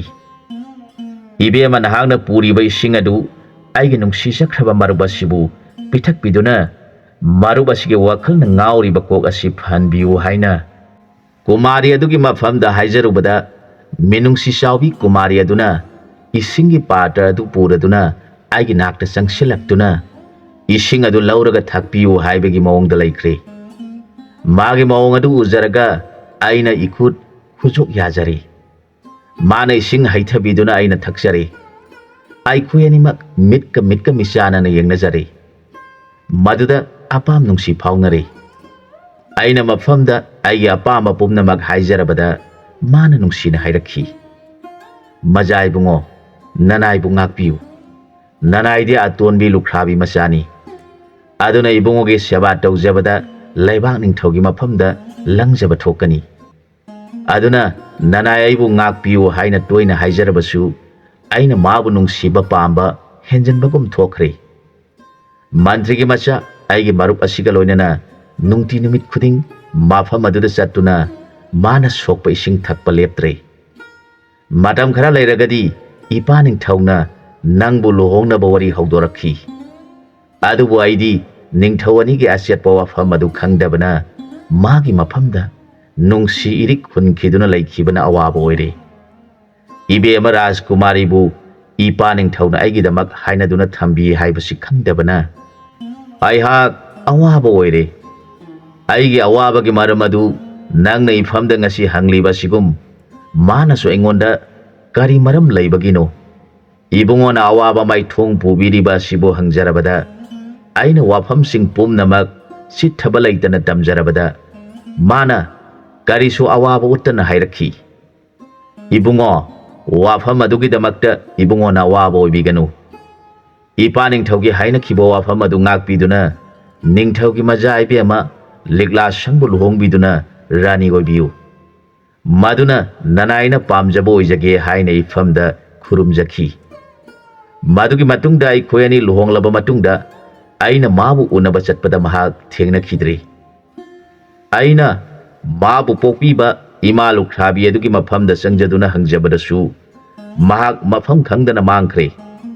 ꯃꯥꯕꯨ ꯎꯗꯕꯗ ꯏꯃꯥꯒꯤ ꯊꯃꯣꯏ ꯑꯁꯤ ꯀꯥꯏꯔꯕꯅꯤ ꯍꯥꯏꯗꯨꯅ ꯀꯞꯇꯨꯅ ꯂꯩꯈ꯭ꯔꯦ꯫ ꯅꯨꯃꯤꯠ ꯀꯌꯥꯅꯤ ꯑꯩꯒꯤ ꯃꯔꯨꯞꯀ ꯂꯣꯏꯅꯅ ꯂꯩꯕꯥꯛ ꯑꯁꯤ ꯁꯤꯟ ꯊꯨꯡꯅ ꯆꯠꯇꯨꯅ ꯃꯥꯕꯨ ꯊꯤꯕꯗ ꯐꯪꯗ꯭ꯔꯦ꯫ ꯑꯩꯍꯥꯛ ꯑꯁꯤ ꯋꯥꯁꯛ ꯉꯥꯛꯄ ꯉꯝꯗꯕ ꯃꯤꯁꯛ ꯑꯃ ꯑꯣꯏꯍꯧꯔꯦ꯫ ꯑꯗꯨꯒꯤꯁꯨ ꯃꯊꯛꯇ ꯅꯨꯄꯤ ꯃꯆꯥ ꯑꯣꯏꯕꯤ ꯃꯐꯝꯗ ꯃꯤꯅꯝꯗꯨꯅ ꯑꯋꯥꯕ ꯇꯥꯍꯟꯈꯤꯕ ꯃꯤꯁꯛ ꯑꯃ ꯑꯣꯏꯗꯨꯅ ꯅꯨꯄꯤ ꯍꯥꯠꯄꯒꯤ ꯗꯣꯁ ꯁꯣꯏꯗꯅ ꯐꯪꯂꯒꯗꯕ ꯃꯤꯁꯛꯅꯤ꯫ ꯋꯥꯔꯝ ꯑꯁꯤꯒꯤꯅꯤ ꯑꯩꯅ ꯋꯥꯔꯤꯕꯁꯤ ꯍꯥꯏꯅ ꯖꯨꯕ꯭ꯔꯥꯖꯅ ꯃꯥꯒꯤ ꯅꯨꯄꯤ ꯑꯣꯏꯔꯤꯕ ꯔꯥꯖꯀꯨꯃꯥꯔꯤꯒꯤ ꯃꯐꯝꯗ ꯑꯁꯦꯡꯕ ꯋꯥꯐꯝꯗꯨ ꯇꯝꯂꯕꯗ ꯔꯥꯖꯀꯨꯃꯥꯔꯤ ꯂꯤꯛꯂꯥꯁꯪꯗꯨ ꯍꯤꯡꯅ ꯍꯤꯡꯅ ꯀꯞꯆꯔꯛꯂꯦ꯫ ꯏꯕꯨꯡꯉꯣ ꯑꯗꯨ ꯑꯣꯏꯔꯕꯗꯤ ꯃꯥꯕꯨ ꯐꯪꯅꯕ ꯊꯤꯕꯤꯔꯒ ꯃꯥꯕꯨꯁꯨ ꯀꯣꯅꯨꯡꯗ ꯂꯧꯁꯤꯟꯕꯤꯗꯨꯅ ꯑꯩꯈꯣꯏ ꯑꯅꯤ ꯂꯩꯃꯤꯟꯅꯖꯒꯦ꯫ ꯃꯥꯅ ꯋꯥꯔꯝꯒꯗꯕ ꯈꯥꯡꯂꯝꯒꯗꯕ ꯋꯥꯈꯜ ꯑꯗꯨ ꯅꯅꯥꯏ ꯅꯨꯄꯤꯅ ꯈꯟꯖꯔꯒ ꯑꯋꯥꯕ ꯍꯥꯏꯕꯗꯨ ꯑꯣꯏꯈ꯭ꯔꯦ ꯍꯥꯏꯔꯛꯈꯤ꯫ ꯍꯧꯖꯤꯛꯇꯤ ꯅꯤꯡꯊꯧ ꯄꯥꯔꯤꯁꯣꯏ ꯀꯧꯕ ꯑꯃꯗꯤ ꯃꯃꯥ ꯏꯕꯦꯝꯃ ꯑꯅꯤꯃꯛ ꯁꯤꯔꯕꯗ ꯇꯦꯜꯍꯩꯕ ꯑꯃꯗꯤ ꯂꯤꯛꯂꯥꯁꯪꯅ ꯂꯩꯕꯥꯛ ꯑꯗꯨꯒꯤ ꯅꯤꯡꯊꯧ ꯑꯃꯁꯨꯡ ꯃꯍꯥꯔꯥꯅꯤ ꯑꯣꯏꯗꯨꯅ ꯄꯥꯜꯂꯦ꯫ ꯅꯤꯡꯊꯧ ꯇꯦꯜꯍꯩꯕ ꯑꯃꯗꯤ ꯃꯍꯥꯔꯥꯅꯤ ꯑꯅꯤꯁꯤ ꯃꯆꯥ ꯑꯃꯠꯇ ꯄꯣꯛꯂꯝꯗꯦ꯫ ꯃꯈꯣꯏ ꯑꯅꯤꯅ ꯄꯦꯇꯉꯥꯕꯨ ꯊꯤꯕ ꯇꯣꯛꯇ꯭ꯔꯤ ꯅꯤꯡꯊꯧ ꯑꯁꯤꯒꯤ ꯋꯥꯈꯜꯗ ꯃꯍꯥꯛ ꯍꯤꯡꯂꯝꯈꯤꯅꯤ ꯍꯥꯏꯕꯁꯤ ꯈꯜꯂꯤ ꯅꯤꯡꯊꯧꯅ ꯃꯅꯥꯏ ꯊꯥꯗꯨꯅ ꯃꯥꯕꯨ ꯊꯤꯍꯟꯕ ꯇꯣꯛꯇ꯭ꯔꯤ ꯅꯤꯡꯊꯧ ꯇꯦꯜꯍꯩꯕ ꯃꯍꯥꯛ ꯅꯤꯡꯊꯧ ꯑꯣꯏ ꯍꯥꯏꯕꯒꯤ ꯅꯨꯡꯉꯥꯏꯕ ꯍꯥꯏꯕꯗꯨ ꯃꯥꯒꯤ ꯃꯁꯥꯗ ꯐꯪꯗꯤ ꯃꯍꯥꯛꯅ ꯃꯥꯅ ꯅꯨꯡꯁꯤꯖꯈꯤꯕꯤ ꯃꯔꯥꯏꯕꯛ ꯊꯤꯔꯕꯤ ꯂꯨꯈ꯭ꯔꯥꯕꯤ ꯃꯆꯥ ꯄꯦꯇꯉꯥ ꯀꯧꯕꯤ ꯑꯗꯨꯒꯤ ꯋꯥꯈꯜꯗ ꯋꯥꯅ ꯄꯨꯟꯁꯤ ꯂꯦꯟꯕ ꯇꯥꯈꯤ ꯃꯥꯅ ꯈꯟꯈꯤ ꯏꯕꯦꯝꯃ ꯅꯪꯕꯨ ꯑꯄꯥꯝꯕꯅ ꯊꯨꯃꯜꯂꯕ ꯑꯩꯅ ꯅꯪꯒꯤ ꯅꯐꯝꯗ ꯑꯀꯥꯏꯕ ꯍꯥꯏꯕꯗꯨ ꯑꯣꯏꯈ꯭ꯔꯦꯗꯣ ꯑꯩꯅ ꯏꯄꯥ ꯏꯕꯨꯡꯉꯣꯒꯤ ꯅꯤꯡꯕ ꯊꯨꯡꯅꯕ ꯍꯣꯠꯅꯖꯕꯗ ꯂꯥꯏꯕꯛ ꯊꯤꯔꯕꯤ ꯅꯪꯒꯤ ꯅꯐꯝꯗꯗꯤ ꯑꯀꯥꯁ ꯅꯤꯡꯈꯥꯏꯗꯨꯅ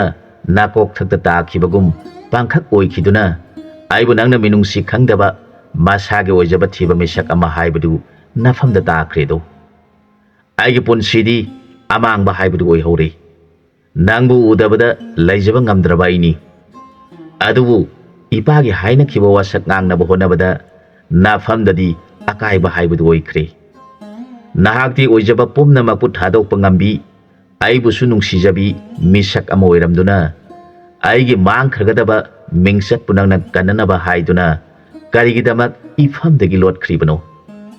ꯅꯍꯥꯛꯄꯨ ꯇꯁꯦꯡꯅ ꯁꯤꯔꯝꯒꯅꯤ ꯍꯥꯏꯕꯁꯤꯗꯤ ꯑꯩꯗꯤ ꯊꯥꯖꯕ ꯉꯝꯗꯤ ꯅꯪꯅ ꯑꯩꯕꯨ ꯅꯨꯡꯁꯤꯕꯗꯒꯤ ꯏꯄꯥꯒꯤ ꯋꯥꯁꯛ ꯉꯥꯛꯄ ꯉꯝꯖꯈꯤꯕꯅꯤ ꯅꯍꯥꯛ ꯌꯥꯎꯗꯅ ꯑꯩꯅ ꯁꯪꯁꯥꯔ ꯑꯁꯤꯗ ꯃꯇꯧ ꯀꯔꯝꯅ ꯍꯤꯡꯒꯗꯧꯔꯤꯕꯅꯣ ꯈꯟꯗꯨꯅ ꯅꯤꯡꯊꯧ ꯇꯦꯜꯍꯩꯕ ꯑꯉꯥꯎꯕꯒꯨꯝ ꯅꯨꯃꯤꯠ ꯈꯨꯗꯤꯡ ꯂꯩ ꯂꯥꯏꯒꯤ ꯅꯣꯡꯗꯝ ꯀꯅꯥꯅ ꯈꯪꯒꯅꯤ ꯍꯧꯖꯤꯛ ꯇꯦꯜꯍꯩꯕ ꯃꯆꯥ ꯑꯃꯠꯇ ꯐꯪꯈꯤꯗ꯭ꯔꯦ ꯅꯤꯡꯊꯧ ꯃꯍꯥꯔꯥꯅꯤ ꯑꯅꯤꯒꯤ ꯊꯃꯣꯏꯗꯨ ꯃꯆꯥ ꯐꯪꯗꯕꯅ ꯅꯨꯡꯉꯥꯏꯕ ꯄꯨꯟꯁꯤ ꯍꯥꯏꯕꯗꯨꯗꯤ ꯑꯣꯏꯈꯤꯗꯦ ꯑꯗꯨꯒ ꯑꯃꯅ ꯑꯁꯣꯝꯗ ꯂꯩꯕꯥꯛ ꯊꯪꯅꯕ ꯂꯩꯕꯥꯛꯀꯤ ꯑꯁꯣꯡꯕ ꯕꯣꯟꯒꯤ ꯃꯅꯥꯛꯇ ꯂꯩꯔꯤꯕ ꯃꯣꯔꯤꯌꯥ ꯅꯣꯡꯇꯦꯛ ꯁꯝꯕ ꯀꯧꯕ ꯅꯤꯄꯥ ꯑꯁꯤꯅ ꯃꯖꯥ ꯏꯕꯦꯝꯃ ꯄꯦꯇꯉꯥꯕꯨ ꯂꯥꯛꯆꯈꯤꯕ ꯅꯤꯡꯊꯧ ꯑꯁꯤꯕꯨ ꯃꯇꯧ ꯀꯔꯝꯅ ꯃꯆꯥꯒꯤ ꯂꯃꯟ ꯁꯤꯡꯒꯗꯒꯦ ꯈꯟꯗꯨꯅ ꯄꯦꯇꯉꯥ ꯀꯧꯕꯤ ꯏꯕꯦꯝꯃ ꯑꯁꯤꯅ ꯄꯣꯛꯄ ꯃꯆꯥꯅꯤꯄꯥ ꯃꯣꯔꯥꯝꯕ ꯀꯧꯕ ꯃꯁꯨ ꯑꯁꯤꯕꯨ ꯅꯤꯡꯊꯤꯅ ꯊꯥꯡ ꯇꯥ ꯂꯤꯔꯨꯡ ꯇꯦꯟꯒꯤ ꯃꯍꯩ ꯄꯨꯝꯅꯃꯛ ꯅꯤꯡꯊꯤꯅ ꯍꯩꯅꯕ ꯇꯝꯕꯤꯗꯨꯅ ꯃꯄꯨ ꯃꯁꯨ ꯂꯩꯔꯤ ꯃꯣꯔꯤꯌꯥ ꯅꯣꯡꯇꯦꯛ ꯁꯝꯕ ꯃꯁꯨ ꯑꯁꯤꯒꯤ ꯃꯑꯣꯡ ꯃꯇꯧ ꯌꯦꯡꯖꯔꯒ ꯃꯃꯣꯟ ꯅꯨꯡꯉꯥꯏꯅ ꯃꯁꯨꯕꯨ ꯅꯤꯡꯊꯤꯅ ꯃꯍꯩ ꯇꯝꯕꯤꯗꯨꯅ ꯂꯩꯔꯤ ꯅꯣꯡꯃꯒꯤ ꯅꯨꯃꯤꯠ ꯑꯃꯗ ꯃꯣꯔꯥꯝꯕ ꯀꯧꯕ ꯃꯁꯨ ꯑꯁꯤꯅ ꯃꯄꯨꯒꯤ ꯃꯐꯝꯗ ꯍꯪꯖꯔꯛꯈꯤ ꯏꯄꯨ ꯑꯩꯈꯣꯏꯅ ꯃꯤ ꯀꯅꯥ ꯇꯥꯗꯕ ꯃꯐꯝ ꯑꯁꯤꯗ ꯂꯩꯔꯤꯕꯁꯤꯕꯨ ꯀꯔꯤꯒꯤꯅꯣ ꯏꯄꯨ ꯏꯕꯦꯅ ꯀꯔꯤ ꯀꯥꯏꯔꯨꯗꯨꯅ ꯀꯔꯤ ꯂꯥꯜꯂꯨꯗꯨꯅ ꯃꯤꯔꯛꯇꯒꯤ ꯇꯣꯉꯥꯟꯅ ꯂꯣꯠꯇꯨꯅ ꯂꯩꯔꯤꯕꯅꯣ ꯑꯗꯨꯒ ꯑꯃꯅ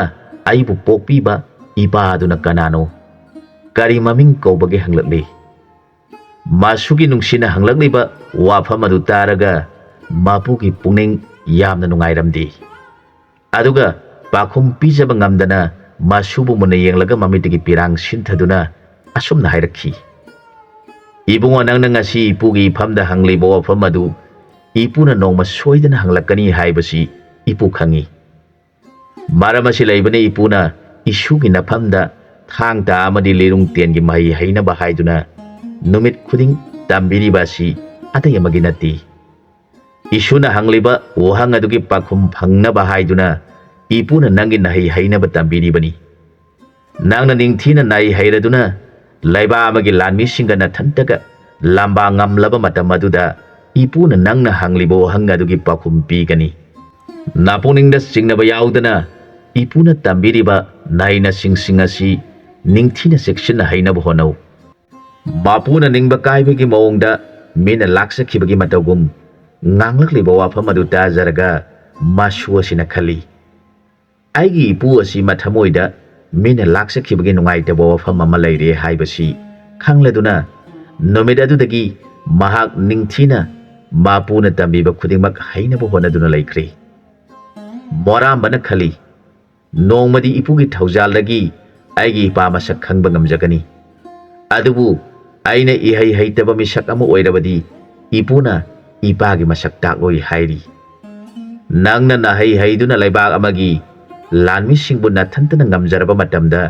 ꯁꯣꯏꯗꯅ ꯅꯪꯕꯨ ꯄꯣꯛꯄ ꯅꯄꯥꯗꯨꯒꯤ ꯃꯁꯛ ꯈꯪꯕ ꯉꯝꯒꯅꯤ ꯃꯗꯨ ꯑꯣꯏꯗ꯭ꯔꯤꯕ ꯐꯥꯎꯕ ꯑꯩꯒꯤ ꯏꯐꯝꯗ ꯈꯪꯍꯟꯈꯤꯔꯣꯏ ꯍꯥꯏꯅ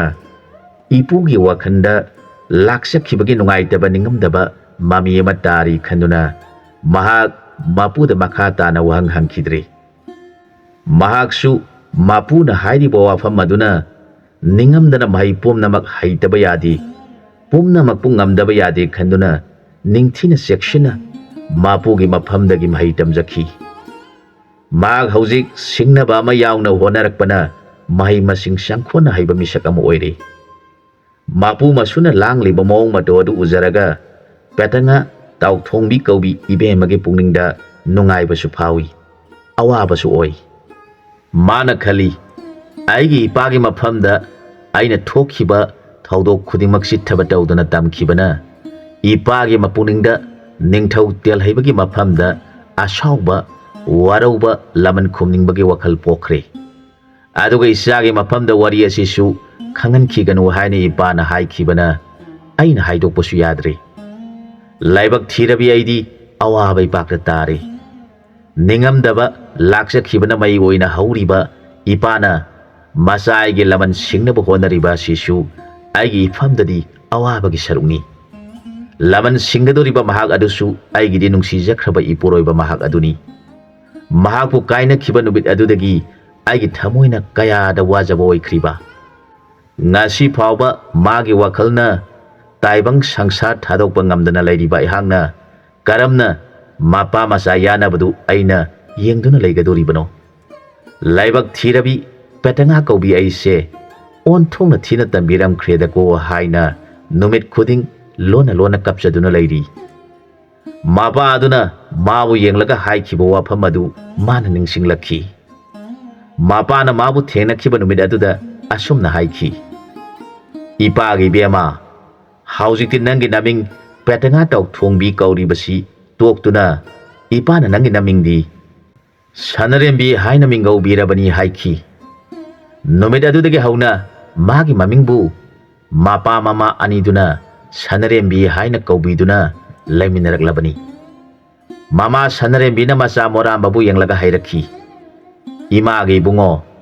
nahakti imana poksarabasu imagi tambakta saujarakpa natedo isadi naraibak phabana nungsiraba napu naben anigi matambakta sauraklaba isani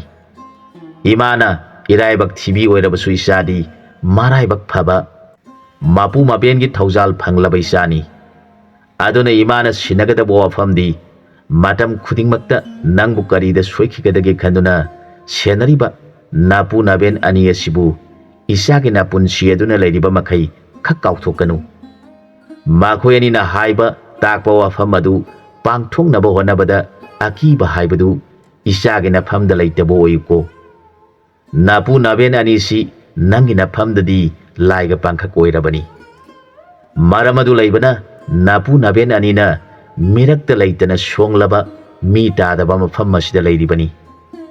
imana hairiba wafam asi amuk hana kaudaba oiro haina masa morambagi mafamda bor pikhi mamana hairibadu masani pa morambana khali ima asina hairibasi ipuna haikhiba wafam aduga samanai aduna imabu laksakhiduna aibu pokhiba soidana oiragani maramadu laibana imagi thamoida ngasi nungaitaba wakhal puduna lairibani khanduna mamabu muna yengjaraga moramba mamabu khurumjai asomdana karam tauri ningthau telhaiba amadi leglasang kaubi ibe madu sahi kun hena ningthau maharani oiduna panminaraglaba phawba masa phangdrabada makhoi anigi mafamda awaba haibadu oire nongmagi numit amada muni ama konungda laklami muni adubu ningthau maharani anina ningthina seba tawjaraduna munigi mafamda masa dhara matang pibinaba bor pibiramo haina khurumjare makhoi wadu targa munina dhyan tawduna ningthau maharani anina masa phangdribadugi maramda yenglakle ningthau aduna masa phangdribadugi maram pumnamak muni aduna khangladuna muni na khali ningthau asidi masa ni pa ningthau ren oigadaba ma laina mana marai bakta sum thu haina tamkhibana maharani asigi mafamda masa phangdribani aduna di aina maram singasi sengna haiduluba yadri hairuba thoglabadi laina tamkhiba oyena adudi kaiba tare aduna magi mafamda masa amadi magi nupi mama masaga thengnanaba lambi amatang sinbirage khanduna ꯃꯨꯅꯤꯅ ꯍꯥꯏꯔꯛꯈꯤ, ꯍꯦ ꯅꯤꯡꯊꯧ, ꯅꯪꯗꯤ ꯌꯥꯝꯅ ꯅꯔꯥꯏꯕꯛ ꯐꯕ ꯅꯤꯄꯥ ꯑꯃꯅꯤ, ꯑꯗꯨꯕꯨ ꯅꯪꯒꯤ ꯅꯔꯥꯏꯕꯛꯇ ꯊꯧꯗꯣꯛ ꯑꯆꯧꯕ ꯑꯃ ꯁꯣꯏꯗꯅ ꯊꯣꯛꯇꯕ ꯌꯥꯔꯣꯏꯗꯧꯔꯤ꯫ ꯅꯍꯥꯛ ꯅꯥꯈꯥ ꯇꯥꯕ ꯃꯤꯅ ꯅꯪꯕꯨ ꯅꯈꯨꯠ ꯄꯨꯟꯗꯨꯅ ꯄꯨꯒꯗꯧꯔꯤ, ꯃꯗꯨꯒꯤ ꯇꯨꯡꯗ ꯅꯪꯒꯤ ꯑꯋꯥꯕ ꯀꯣꯛꯀꯅꯤ꯫ ꯅꯆꯥ ꯁꯦꯡꯕ ꯐꯪꯗꯨꯅ ꯃꯍꯥꯛ ꯑꯗꯨꯅ ꯄꯨꯝꯅꯃꯛꯀꯤ ꯅꯤꯡꯊꯧꯔꯦꯜ ꯁꯣꯏꯗꯅ ꯑꯣꯏꯒꯗꯧꯔꯤ ꯍꯥꯏꯔꯛꯈꯤ꯫ ꯅꯤꯡꯊꯧ ꯑꯗꯨꯅ ꯃꯊ꯭ꯋꯥꯏ ꯋꯥꯅ ꯃꯨꯅꯤꯗꯦꯕ ꯃꯇꯧ ꯀꯔꯝ ꯇꯧꯔꯒ ꯊꯧꯗꯣꯛ ꯑꯗꯨ ꯊꯣꯛꯇꯅꯕ ꯄꯨꯖꯥ ꯇꯧꯕꯤꯕ ꯌꯥꯔꯣꯏꯗ꯭ꯔꯥ ꯍꯥꯏꯖꯔꯛꯈꯤ꯫ ꯅꯤꯡꯊꯧꯒꯤ ꯋꯥꯗꯨ ꯇꯥꯔꯒ ꯃꯨꯅꯤꯅ, ꯍꯦ ꯅꯤꯡꯊꯧ, ꯊꯧꯗꯣꯛ ꯑꯁꯤꯗꯤ ꯊꯣꯛꯇꯕ ꯌꯥꯔꯣꯏꯗꯧꯔꯤ, ꯃꯁꯤꯗꯤ ꯅꯪꯒꯤ ꯅꯔꯥꯏꯕꯛꯇ ꯂꯥꯏꯅ ꯇꯝꯈꯤꯕꯅꯤ, ꯑꯗꯨꯅ ꯅꯪꯅ ꯅꯆꯥ ꯐꯪꯅꯕ ꯃꯔꯝꯗꯨ ꯍꯥꯏꯒꯦ ꯇꯥꯔꯣ꯫ ꯅꯪꯅ ꯈꯣꯡꯃꯤ ꯂꯥꯟꯃꯤ ꯂꯣꯏꯅꯗꯨꯅ ꯁꯔꯝ ꯆꯥꯃ ꯐꯥꯗꯨꯅ ꯂꯩꯈꯤꯗ꯭ꯔꯕ ꯑꯍꯟꯁꯤꯡꯒꯤ ꯃꯐꯝꯗ ꯎꯁꯣꯞ ꯑꯆꯧꯕ ꯑꯃ ꯀꯠꯆꯗꯨꯅ ꯅꯪꯒꯤ ꯅꯆꯥ ꯅꯤꯖꯔꯣ꯫ ꯑꯗꯨ ꯑꯣꯏꯔꯕꯗꯤ ꯅꯤꯡꯊꯧ ꯅꯍꯥꯛ ꯁꯣꯏꯗꯅ ꯅꯆꯥ ꯅꯤꯡꯊꯧꯔꯦꯜ ꯑꯣꯏꯒꯗꯕ ꯑꯃ ꯁꯣꯏꯗꯅ ꯈꯨꯗꯛ ꯑꯗꯨꯗ ꯐꯪꯂꯒꯅꯤ, ꯅꯪꯒꯤ ꯑꯋꯥꯕ ꯃꯩꯆꯥꯛ ꯄꯨꯝꯅꯃꯛ ꯀꯣꯛꯂꯒꯅꯤ ꯍꯥꯏꯔꯝꯂꯒ ꯃꯨꯅꯤ ꯑꯗꯨ ꯆꯠꯈ꯭ꯔꯦ꯫ ꯃꯨꯅꯤꯅ ꯆꯠꯈ꯭ꯔꯕꯒꯤ ꯇꯨꯡꯗ ꯇꯦꯜꯍꯩꯕ ꯀꯧꯕ ꯅꯤꯡꯊꯧꯅ ꯃꯍꯥꯔꯥꯅꯤ ꯑꯣꯏꯔꯤꯕꯤ ꯂꯤꯛꯂꯥꯁꯪꯕꯨ ꯌꯦꯡꯂꯒ, ꯏꯕꯦꯝꯃ, ꯑꯩꯈꯣꯏ ꯑꯅꯤ ꯏꯆꯥ ꯐꯪꯅꯕ ꯂꯝꯕꯤ ꯃꯨꯅꯤꯗꯦꯕꯅ ꯇꯥꯛꯄꯤꯔꯝꯕ ꯁꯥꯁꯤꯡ ꯆꯥꯃ ꯐꯥꯗꯨꯅ ꯂꯩꯈꯤꯗ꯭ꯔꯕ ꯏꯄꯥ ꯏꯄꯨ ꯅꯤꯡꯊꯧꯁꯤꯡꯒꯤ ꯃꯐꯝꯗ ꯎꯁꯣꯞ ꯑꯃ ꯀꯠꯆꯧ ꯇꯥꯛꯄꯤꯔꯝꯕ ꯑꯗꯨꯅ ꯑꯩꯅ ꯈꯣꯡꯃꯤ ꯂꯥꯟꯃꯤ ꯄꯨꯔꯒ ꯁꯥꯁꯤꯡ ꯆꯥꯃ ꯐꯥꯅꯕ ꯊꯧꯔꯥꯡ ꯇꯧꯔꯒꯦ꯫ ꯅꯍꯥꯛꯅ ꯀꯣꯅꯨꯡ ꯑꯁꯤ ꯉꯥꯛꯇꯨꯅ ꯂꯩꯔꯝꯃꯨ, ꯊꯣꯏꯅ ꯏꯆꯥ ꯐꯪꯗꯦ ꯍꯥꯏꯗꯨꯅ ꯋꯥꯔꯨꯒꯅꯨ, ꯁꯣꯏꯗꯅ ꯏꯆꯥ ꯐꯪꯂꯒꯗꯧꯕꯅꯤ꯫ ꯑꯗꯨꯅ ꯅꯪꯅ ꯁꯒꯣꯜ ꯇꯣꯡꯕ ꯂꯥꯟꯃꯤꯁꯤꯡꯗ ꯍꯥꯏꯔꯤꯕ ꯁꯥ ꯃꯁꯤꯡ ꯑꯗꯨ ꯁꯨꯗ꯭ꯔꯤꯕ ꯐꯥꯎꯕ ꯐꯥꯅꯕ ꯑꯩꯈꯣꯏ ꯕꯣꯟꯗ ꯆꯠꯇꯨꯅ ꯂꯩꯕꯗ ꯆꯥꯅꯕ ꯄꯨꯝꯅꯃꯛ ꯂꯥꯡꯗꯨꯅ ꯄꯤꯌꯨ꯫ ꯍꯥꯏꯔꯤꯕ ꯊꯕꯛ ꯑꯁꯤ ꯅꯤꯡꯊꯧ ꯑꯩꯁꯨ ꯌꯥꯎꯅ ꯆꯠꯇꯨꯅ ꯐꯥꯅꯕꯒꯤ ꯃꯔꯝ ꯃꯨꯅꯤꯗꯨꯅ ꯍꯥꯏꯔꯝꯕ ꯈꯣꯡꯃꯤ ꯂꯥꯟꯃꯤꯒ ꯂꯣꯏꯅꯔꯒ ꯆꯠꯂꯨ ꯍꯥꯏꯔꯝꯕꯗꯨ ꯅꯪꯁꯨ ꯇꯥꯔꯕ ꯅꯠꯇ꯭ꯔꯥ ꯍꯥꯏꯔꯛꯈꯤ꯫ ꯋꯥꯗꯨ ꯇꯥꯔꯒ ꯃꯍꯥꯔꯥꯅꯤ ꯑꯗꯨꯅ ꯃꯆꯥ ꯐꯪꯖꯅꯤꯡꯗꯨꯅ ꯍꯔꯥꯎꯅ ꯍꯥꯏꯔꯤꯕ ꯄꯨꯝꯅꯃꯛ ꯂꯥꯡꯖꯔꯦ꯫ ꯅꯤꯡꯊꯧ ꯑꯗꯨꯅ ꯁꯒꯣꯜ ꯇꯣꯡꯕ ꯂꯥꯟꯃꯤꯁꯤꯡꯗ ꯃꯗꯨ ꯄꯨꯅꯕ ꯌꯥꯊꯪ ꯄꯤꯔꯗꯨꯅ ꯅꯤꯡꯊꯧ ꯇꯦꯜꯍꯩꯕ ꯃꯅꯥꯏꯁꯤꯡꯒ ꯂꯣꯏꯅꯅ ꯁꯥꯁꯤꯡ ꯆꯥꯃ ꯐꯥꯅꯕ ꯕꯣꯟꯒꯤ ꯖꯇ꯭ꯔꯥ ꯇꯧꯔꯛꯂꯦ꯫ ꯅꯤꯡꯊꯧ ꯑꯁꯤꯅ ꯃꯥꯒꯤ ꯂꯩꯕꯥꯛꯀꯤ ꯑꯁꯣꯡꯕ ꯕꯣꯟ ꯈꯨꯗꯤꯡꯃꯛ ꯃꯅꯥꯏꯁꯤꯡꯅ ꯀꯣꯏꯁꯤꯟꯗꯨꯅ ꯁꯥ ꯐꯥꯅꯕ ꯍꯣꯠꯅꯔꯛꯄꯗ ꯂꯥꯏꯒꯤ ꯅꯣꯡꯗꯝꯕꯨ ꯀꯅꯥꯅ ꯈꯪꯕ ꯉꯝꯒꯅꯤ? ꯑꯗꯨꯛ ꯁꯣꯡꯈ꯭ꯔꯕ ꯁꯥ ꯀꯩꯇꯅ ꯊꯟꯅ ꯂꯩꯕ ꯕꯣꯟꯁꯤꯡ ꯄꯨꯝꯅꯃꯛ ꯁꯥ ꯑꯃꯠꯇ ꯊꯦꯡꯅꯈꯤꯗ꯭ꯔꯦ꯫ ꯅꯤꯡꯊꯧꯒꯤ ꯄꯨꯛꯅꯤꯡ ꯌꯥꯝꯅ ꯋꯥꯈ꯭ꯔꯦ꯫ ꯑꯁꯨꯝꯅ ꯃꯁꯥꯒꯤ ꯂꯩꯕꯥꯛꯀꯤ ꯕꯣꯟ ꯈꯨꯗꯤꯡꯃꯛ ꯃꯩ ꯊꯥꯗꯨꯅ ꯁꯥ ꯐꯥꯅꯕ ꯍꯣꯠꯅꯔꯛꯄꯗ ꯁꯥ ꯑꯃꯠꯇ ꯊꯦꯡꯅꯗ꯭ꯔꯕꯗ ꯅꯤꯡꯊꯧꯒꯤ ꯄꯨꯛꯅꯤꯡ ꯋꯥꯔꯗꯨꯅ ꯃꯅꯥꯏꯁꯤꯡꯕꯨ ꯌꯦꯡꯂꯗꯨꯅ ꯍꯥꯏꯔꯛꯈꯤ, ꯈꯣꯡꯃꯤ ꯂꯥꯟꯃꯤ ꯄꯨꯝꯅꯃꯛ ꯑꯩꯈꯣꯏꯒꯤ ꯂꯩꯕꯥꯛꯀꯤ ꯕꯣꯟ ꯑꯌꯥꯝꯕ ꯂꯣꯏꯁꯤꯜꯂꯛꯂꯦ, ꯃꯁꯤꯕꯨ ꯀꯔꯤ ꯃꯇꯧ ꯀꯧꯕꯅꯣ? ꯉꯁꯤ ꯐꯥꯎꯕ ꯁꯥ ꯑꯃꯠꯇ ꯊꯦꯡꯅꯕ ꯉꯝꯗ꯭ꯔꯦ꯫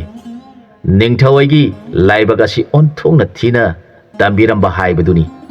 ꯑꯗꯨꯕꯨ ꯂꯩꯕꯥꯛꯀꯤ ꯑꯃꯗꯤ ꯅꯤꯡꯊꯧꯒꯤ ꯌꯥꯏꯐꯅꯕ ꯎꯁꯣꯞ ꯑꯁꯤꯗꯤ ꯀꯠꯇꯕ ꯌꯥꯗ꯭ꯔꯦ, ꯑꯗꯨꯅ ꯀꯔꯝ ꯇꯧꯁꯤ ꯍꯥꯏꯔꯤꯕꯅꯣ ꯈꯟꯅꯔꯛꯂꯦ꯫ ꯃꯗꯨꯗ ꯂꯥꯟꯃꯤ ꯑꯃꯅ ꯍꯥꯏꯔꯛꯈꯤ, ꯂꯥꯏꯅꯤꯡꯊꯧ ꯏꯕꯨꯡꯉꯣ, ꯅꯅꯥꯏꯅ ꯈꯪꯖꯕꯗ ꯑꯩꯈꯣꯏꯒꯤ ꯂꯩꯕꯥꯛ ꯑꯁꯤꯒ ꯇꯥꯏꯅꯕ ꯃꯐꯝ ꯑꯗꯨꯗ ꯁꯥ ꯌꯥꯝꯅ ꯂꯩꯕ ꯕꯣꯟ ꯑꯃ ꯂꯩ꯫ ꯅꯅꯥꯏ ꯑꯩꯅ ꯈꯪꯖꯔꯤꯕ ꯑꯁꯤꯁꯨ ꯏꯅꯤꯡꯊꯧꯅ ꯃꯃꯥꯡꯉꯩꯗ ꯅꯅꯥꯏ ꯑꯩꯈꯣꯏꯕꯨ ꯁꯥ ꯐꯥꯔꯁꯨ ꯍꯥꯏꯗꯨꯅ ꯁꯅꯥ ꯌꯥꯊꯪ ꯄꯤꯕꯤꯈꯤꯕ ꯑꯗꯨꯗ ꯂꯥꯟꯃꯤ ꯃꯌꯥꯝ ꯆꯠꯇꯨꯅ ꯁꯥ ꯐꯥꯕ ꯆꯠꯄ ꯑꯗꯨꯗ ꯅꯅꯥꯏ ꯑꯩꯁꯨ ꯌꯥꯎꯖꯈꯤ꯫ ꯃꯐꯝ ꯑꯗꯨꯗ ꯁꯖꯤ ꯁꯉꯥꯏ ꯃꯔꯥꯡ ꯀꯥꯏꯅ ꯂꯩ, ꯑꯗꯨꯕꯨ ꯃꯐꯝ ꯑꯗꯨꯗꯤ ꯅꯤꯡꯊꯧ ꯑꯅꯤꯒꯤ ꯂꯝ ꯇꯥꯏꯅꯐꯝꯅꯤ ꯍꯪꯒꯠꯆꯔꯛꯈꯤ꯫ ꯋꯥꯗꯨ ꯇꯥꯔꯒ ꯅꯤꯡꯊꯧꯅ, ꯑꯗꯨ ꯑꯣꯏꯔꯕꯗꯤ ꯑꯩꯈꯣꯏ ꯃꯐꯝ ꯑꯗꯨꯗ ꯆꯠꯇꯨꯅ ꯁꯥ ꯐꯥꯔꯨꯔꯁꯤ, ꯀꯔꯤꯒꯨꯝꯕ ꯊꯪꯅꯔꯤꯕ ꯅꯤꯡꯊꯧ ꯑꯗꯨꯅ ꯀꯔꯤꯒꯤ ꯇꯥꯏꯅꯐꯝꯗ ꯁꯥ ꯐꯥꯔꯤꯕꯅꯣ ꯍꯥꯏꯔꯕꯁꯨ ꯑꯩꯈꯣꯏꯒꯤ ꯇꯧꯗꯕ ꯌꯥꯗ꯭ꯔꯕ ꯊꯕꯛ ꯑꯁꯤꯒꯤꯅꯤ ꯍꯥꯏꯅ ꯑꯩꯅ ꯍꯥꯏꯅꯔꯒꯦ꯫ ꯃꯗꯨꯗ ꯀꯔꯤꯒꯨꯝꯕ ꯃꯥꯅ ꯂꯝ ꯍꯦꯜꯂꯛꯇꯨꯅ ꯊꯤꯡꯕ ꯇꯥꯔꯕꯗꯤ ꯑꯩꯈꯣꯏ ꯇꯉꯥꯏ ꯐꯗꯅ ꯂꯥꯟ ꯁꯣꯛꯅꯔꯁꯤ ꯍꯥꯏꯗꯨꯅ ꯅꯤꯡꯊꯧ ꯑꯃꯗꯤ ꯈꯣꯡꯃꯤ ꯂꯥꯟꯃꯤ ꯄꯨꯝꯅꯃꯛ ꯃꯐꯝ ꯑꯗꯨꯗ ꯊꯨꯡꯂꯗꯨꯅ ꯂꯩꯔꯦ꯫ ꯃꯐꯝ ꯑꯗꯨꯗ ꯁꯖꯤ ꯁꯉꯥꯏ ꯃꯔꯥꯡ ꯀꯥꯏꯅ ꯂꯩꯕꯗꯨ ꯄꯨꯝꯅꯃꯛꯅ ꯎꯔꯗꯨꯅ ꯃꯄꯨꯛꯅꯤꯡ ꯅꯨꯡꯉꯥꯏꯔꯦ꯫ ꯃꯈꯣꯏ ꯆꯥꯕ ꯊꯛꯄ ꯂꯣꯏꯔꯒ ꯁꯥ ꯐꯥꯅꯕ ꯇꯧꯔꯁꯤ ꯈꯟꯅꯗꯨꯅ ꯊꯧꯔꯥꯡ ꯇꯧꯗꯨꯅ ꯂꯩꯈ꯭ꯔꯦ꯫ ꯃꯇꯝ ꯑꯁꯤꯗ ꯃꯣꯔꯌꯥ ꯅꯣꯡꯇꯦꯛ ꯁꯝꯕꯅ ꯁꯤꯡ ꯆꯟꯕ ꯂꯥꯛꯄꯗ ꯈꯣꯡꯃꯤ ꯂꯥꯟꯃꯤꯁꯤꯡꯅ ꯂꯥꯡꯅꯔꯤꯕꯗꯨ ꯇꯥꯔꯦ꯫ ꯃꯗꯨꯗ ꯃꯣꯔꯌꯥ ꯅꯣꯡꯇꯦꯛ ꯁꯝꯕꯅ ꯇꯨꯃꯤꯟꯅ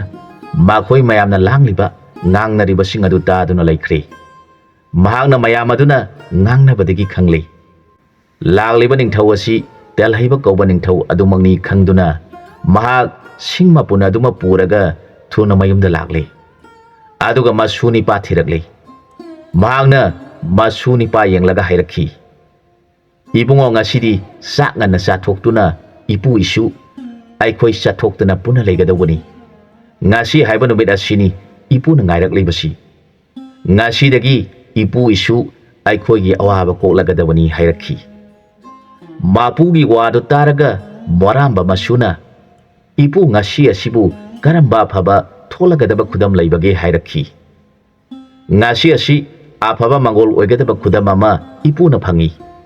Aduna ipu isu aikhoina leiriba mafam asida atonba lamgi saji sangai selakpa tholabadi makhoi adubu phagadabagi tanargliba sing adudagi ipu isu na kannaba honagadobani. Ipu isu aikhoidi bon asida makhoiga punna hingduna leirabanina makhoina ipubu ujabada makhoi pumnamaki mapuni khanjaribani. Aduna ngasi asi sa sing asi ipubu thiduna mathwai kanbiyo haiduna soidana mafam asida sensilakhigani. Makhoigi thawaibu ipuna kanbiba ngamdrabadi ipudi kanadraba misak miki thi haibadu oigadoribani. Aina hairiba asida nangna sa singbu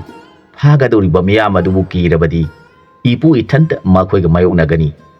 Makhoina ngamlagana ipugi thawai asi laukrasinu. Aina ngamlagana makhoibu maithiba piduna mara leitraba sasing inakta kanbiu sangjarapa pumnamak loina kanbigani haiduna masu adugi puning thauna yenglakhi. Wadu taraga masu morambana takpi uipu sa phagadoriba misingdu mafam asida lakadoribra. Ipuna karigi makhoiga mayoknagadoribano nasu ehak leijariba sini. Makhoi mafam kadaida leihobage nasu aina makhoina sa phaba tanba yaroi hairuge hairakhi. Wadu taraga mapuna ibungo makhoina leihoriba mafam adudi makhoigi lamni.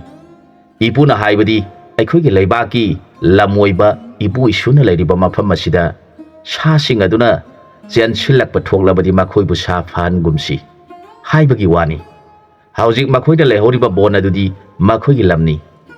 Adugi matai ahangba sing asidi aikhoigi leibaki ningthaugi lamni. Aduna mafam asida changlakpa sa pomnamak aikhoina thingduna phaloidabani hairakhi. Masunipa bhab taraduna masada lirung tendong yanchinduna makhwangda thang sungoi thechinduna laibak anigi tainariba lamdaida phamduna laikhri. Matamasida ningthaugi khongmi lanmi pumnamangna asongmanarak aduda leiriba sasing adubu phaba yanaba lamai tharakle. Bon adu maina tumna chaklakle. Matamasida saji garbha leirabi ama morambana leiriba mafam aduda sienba ngamboi ngamdaboi wana laklibadu uraga morambana mabu mona yengduna laikhri. Sa pumnamak maigi maisana khangba ngamdabadagi ahangba mafam aduda sian thoraktuna ningthau manai singna phagadabagi tawrakle. Madu uraga morambana laurakhi. Kana kanano aigi lamkhaida sangjarakliba sa sing asidi amata phaba yaroi. Aina hairiba wafam asibu thawoidaba tawbiganu. Aidi sa sing asigi marupni. Makhoi mayamga loinana mafam asida chawraklaba aihangni. Aigi thaudi makhoi pumnamakpu ngakpi senbiba haibasina aigi thau oiduna leiribani. Asum haina akanba wafam hairaklabada lanmi sing aduna ibungo aikhoi ningthau telhaiba haibadugi manai ngaktani. Aduna nahakti angang oiduna magi magun khanglamkhiroi. Magi athangna aikhoina sa sing asi phage tawribani. Sa sing asidi aikhoigi leibaki bon asida leirambani. Aikhoina bon asi mai thaduna makhoina sian thorappa matamda phage khanduna bon asi mai tharibani. Haujikti makhoi mairakta leiba ngamdabadagi ibungogi lam asida sensankhre. Sadi aikhoigini aikhoibu thingba tawganu. Sa sing asi phage hairakle. Moramba kaubani pa asina sabu nakhoigini haibadi karamna khangi. Sa sing asi ahangba mafam asida leiba ngaktani. ꯑꯗꯨꯅꯕꯨ ꯃꯈꯣꯏ ꯃꯐꯝ ꯑꯁꯤ ꯇꯥꯟꯅ ꯆꯦꯜꯂꯛꯏꯕ ꯑꯁꯤꯅꯤ ꯍꯥꯏꯗꯨꯅ ꯌꯦꯠꯅꯔꯕ ꯃꯇꯨꯡꯗ ꯂꯥꯟꯃꯤꯁꯤꯡ ꯑꯗꯨꯅ ꯁꯥꯎꯔꯗꯨꯅ ꯏꯕꯨꯡꯉꯣ ꯅꯍꯥꯛ ꯑꯉꯥꯡꯅꯤ ꯅꯪꯅ ꯇꯦꯜꯍꯩꯕ ꯀꯧꯕ ꯅꯤꯡꯊꯧꯒꯤ ꯃꯥꯌꯣꯛꯇ ꯂꯦꯞꯇꯨꯅ ꯑꯔꯦꯞꯄ ꯑꯣꯏꯅ ꯋꯥ ꯉꯥꯡꯂꯤꯕꯗꯨ ꯅꯪꯒꯤ ꯑꯐꯕ ꯑꯣꯏꯔꯣꯏ ꯍꯥꯏꯔꯛꯈꯤ ꯑꯉꯥꯡꯅ ꯑꯀꯤꯕ ꯂꯩꯇꯅ ꯁꯥ ꯐꯥꯍꯟꯗ꯭ꯔꯕꯗ ꯂꯥꯟꯃꯤꯁꯤꯡ ꯁꯥꯎꯔꯗꯨꯅ ꯑꯉꯥꯡ ꯑꯁꯤ ꯐꯥꯗꯨꯅ ꯃꯊ꯭ꯋꯥꯏ ꯂꯧꯔꯁꯤ ꯍꯥꯏꯅꯗꯨꯅ ꯃꯈꯨꯠꯇ ꯈꯨꯠꯂꯥꯏ ꯄꯥꯏꯅꯗꯨꯅ ꯆꯪꯁꯤꯜꯂꯛꯂꯤ ꯃꯗꯨ ꯎꯕꯗ ꯃꯣꯔꯥꯝꯕꯅ ꯃꯍꯥꯄꯥꯄꯤ ꯈꯪꯉꯨ ꯍꯥꯏꯗꯨꯅ ꯂꯤꯔꯨꯡ ꯇꯦꯟ ꯄꯥꯏꯗꯨꯅ ꯇꯦꯟ ꯑꯃ ꯁꯠꯇꯨꯅ ꯌꯥꯝꯈ꯭ꯔꯕ ꯂꯥꯟꯃꯤꯁꯤꯡꯒꯤ ꯃꯐꯝꯗ ꯀꯥꯞꯁꯤꯜꯂꯛꯈꯤ ꯇꯦꯟ ꯑꯗꯨꯅ ꯃꯆꯥ ꯃꯌꯥꯝ ꯑꯃ ꯄꯣꯛꯇꯨꯅ ꯌꯥꯝꯈ꯭ꯔꯕ ꯂꯥꯟꯃꯤꯁꯤꯡꯒꯤ ꯃꯈꯨꯠꯇ ꯄꯥꯏꯅꯔꯤꯕ ꯈꯨꯠꯂꯥꯏ ꯄꯨꯝꯅꯃꯛ ꯀꯛꯊꯠꯇꯨꯅ ꯃꯥꯡꯍꯟꯈ꯭ꯔꯦ ꯃꯇꯧ ꯑꯗꯨ ꯎꯕꯗ ꯂꯥꯟꯃꯤ ꯄꯨꯝꯅꯃꯛ ꯅꯤꯡꯊꯧ ꯇꯦꯜꯍꯩꯕꯒꯤ ꯃꯐꯝꯗ ꯑꯉꯥꯡ ꯑꯗꯨꯒꯤ ꯃꯔꯝꯗ ꯄꯥꯎ ꯇꯝꯖꯔꯦ ꯅꯤꯡꯊꯧꯗꯨ ꯉꯛꯄꯅ ꯂꯣꯏꯈ꯭ꯔꯦ ꯅꯤꯡꯊꯧ ꯃꯁꯥꯃꯛ ꯂꯥꯛꯂꯦ ꯑꯉꯥꯡ ꯑꯗꯨꯕꯨ ꯍꯦꯛ ꯎꯖꯕꯗ ꯅꯤꯡꯊꯧꯅ ꯑꯉꯥꯡ ꯑꯗꯨꯒꯤ ꯃꯐꯝꯗ ꯍꯥꯏꯔꯛꯈꯤ ꯏꯕꯨꯡꯉꯣ ꯅꯪꯕꯨ ꯀꯅꯥꯅꯣ ꯅꯃꯤꯡꯅ ꯀꯔꯤ ꯀꯧꯕꯒꯦ ꯅꯪꯕꯨ ꯄꯣꯛꯄ ꯄꯟꯊꯧꯒꯤ ꯃꯤꯡꯅ ꯀꯔꯤ ꯀꯧꯕꯒꯦ ꯑꯗꯨꯒ ꯅꯪꯕꯨ ꯄꯣꯛꯄꯤ ꯄꯂꯦꯝ ꯅꯃꯥꯒꯤ ꯃꯃꯤꯡꯅ ꯀꯔꯤ ꯀꯧꯕꯒꯦ ꯍꯪꯂꯛꯂꯕꯗ ꯑꯉꯥꯡꯅ ꯍꯥꯏꯔꯛꯈꯤ ꯇꯥꯕꯤꯌꯨ ꯍꯦ ꯅꯤꯡꯊꯧ ꯑꯩꯗꯤ ꯏꯄꯥ ꯃꯁꯛ ꯈꯪꯖꯗꯦ ꯑꯗꯨꯒ ꯑꯩꯕꯨ ꯄꯣꯛꯄꯤ ꯏꯃꯥ ꯑꯗꯨꯒꯤ ꯃꯃꯤꯡꯅ ꯁꯅꯔꯦꯝꯕꯤ ꯀꯧꯏ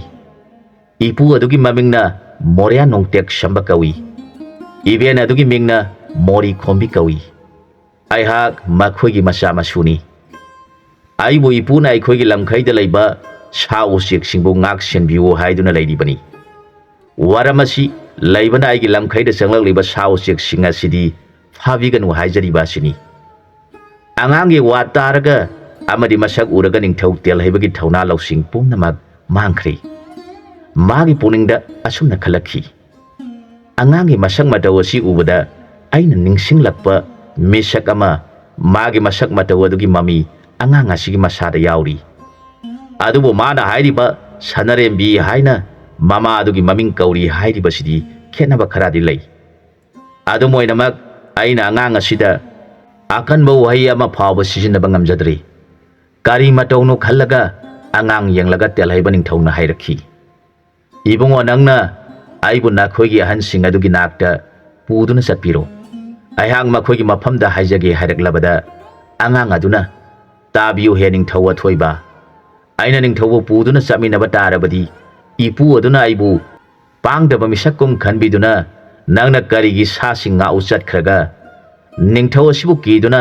ꯃꯥꯅ ꯍꯥꯏꯕ ꯏꯟꯗꯨꯅ ꯃꯥꯕꯨ ꯄꯨꯗꯨꯅ ꯂꯥꯛꯂꯤꯕꯅꯣ ꯍꯥꯏꯅ ꯊꯤꯅ ꯉꯥꯡꯂꯛꯀꯅꯤ ꯑꯗꯨꯅ ꯍꯦ ꯅꯤꯡꯊꯧ ꯑꯩꯍꯥꯛ ꯅꯪꯒ ꯆꯠꯃꯤꯟꯅꯕ ꯉꯝꯂꯣꯏ ꯍꯥꯏꯔꯛꯈꯤ ꯅꯤꯡꯊꯧ ꯑꯗꯨꯅ ꯈꯜꯂꯤ ꯃꯥꯅ ꯍꯥꯏꯔꯤꯕ ꯑꯁꯤ ꯃꯥꯅ ꯑꯩꯕꯨ ꯉꯝꯕꯒꯤ ꯃꯑꯣꯡꯗ ꯐꯥꯗꯨꯅ ꯄꯨꯍꯟꯗ꯭ꯔꯕꯗꯤ ꯑꯉꯥꯡ ꯑꯁꯤꯅ ꯑꯩꯒ ꯂꯣꯏꯅꯅ ꯆꯠꯃꯤꯟꯅꯕ ꯄꯥꯝꯗ꯭ꯔꯦ ꯈꯪꯂꯗꯨꯅ ꯑꯁꯨꯝꯅ ꯍꯥꯏꯔꯛꯈꯤ ꯏꯕꯨꯡꯉꯣ ꯅꯪꯅ ꯑꯩꯕꯨ ꯉꯝꯕ ꯁꯛꯂꯦ ꯑꯩꯍꯥꯛ ꯅꯪꯒꯤ ꯅꯨꯡꯁꯤꯕ ꯁꯛꯐꯝ ꯑꯗꯨ ꯎꯖꯕꯗ ꯑꯩꯒꯤ ꯊꯧꯅꯥ ꯄꯨꯝꯅꯃꯛ ꯃꯥꯡꯈꯤꯗꯨꯅ ꯅꯪꯒꯤ ꯅꯥꯐꯝꯗ ꯃꯥꯏꯊꯤꯕ ꯍꯥꯏꯕꯗꯨ ꯑꯣꯏꯔꯦ ꯑꯗꯨꯅ ꯅꯪꯅ ꯄꯥꯏꯔꯤꯕ ꯂꯤꯔꯨꯡ ꯑꯗꯨꯒꯤ ꯈꯣꯡꯖꯤꯅ ꯑꯩꯒꯤ ꯉꯛꯇ ꯍꯨꯛꯇꯨꯅ ꯅꯪꯒꯤ ꯅꯄꯨ ꯅꯕꯦꯟ ꯑꯃꯗꯤ ꯅꯃꯥꯒꯤ ꯃꯅꯥꯛꯇ ꯄꯨꯔꯣ ꯑꯩꯍꯥꯛ ꯑꯃꯨꯛ ꯅꯪꯒꯤ ꯁꯥꯁꯤꯡ ꯑꯁꯤ ꯐꯥꯔꯔꯣꯏ ꯍꯥꯏꯔꯛꯈꯤ ꯑꯉꯥꯡꯅ ꯑꯗꯨ ꯑꯣꯏꯔꯕꯗꯤ ꯍꯦ ꯅꯤꯡꯊꯧ ꯑꯊꯣꯏꯕ ꯑꯩꯍꯥꯛ ꯌꯥꯔꯒꯦ ꯍꯥꯏꯗꯨꯅ ꯅꯤꯡꯊꯧꯒꯤ ꯉꯛꯁꯝꯗ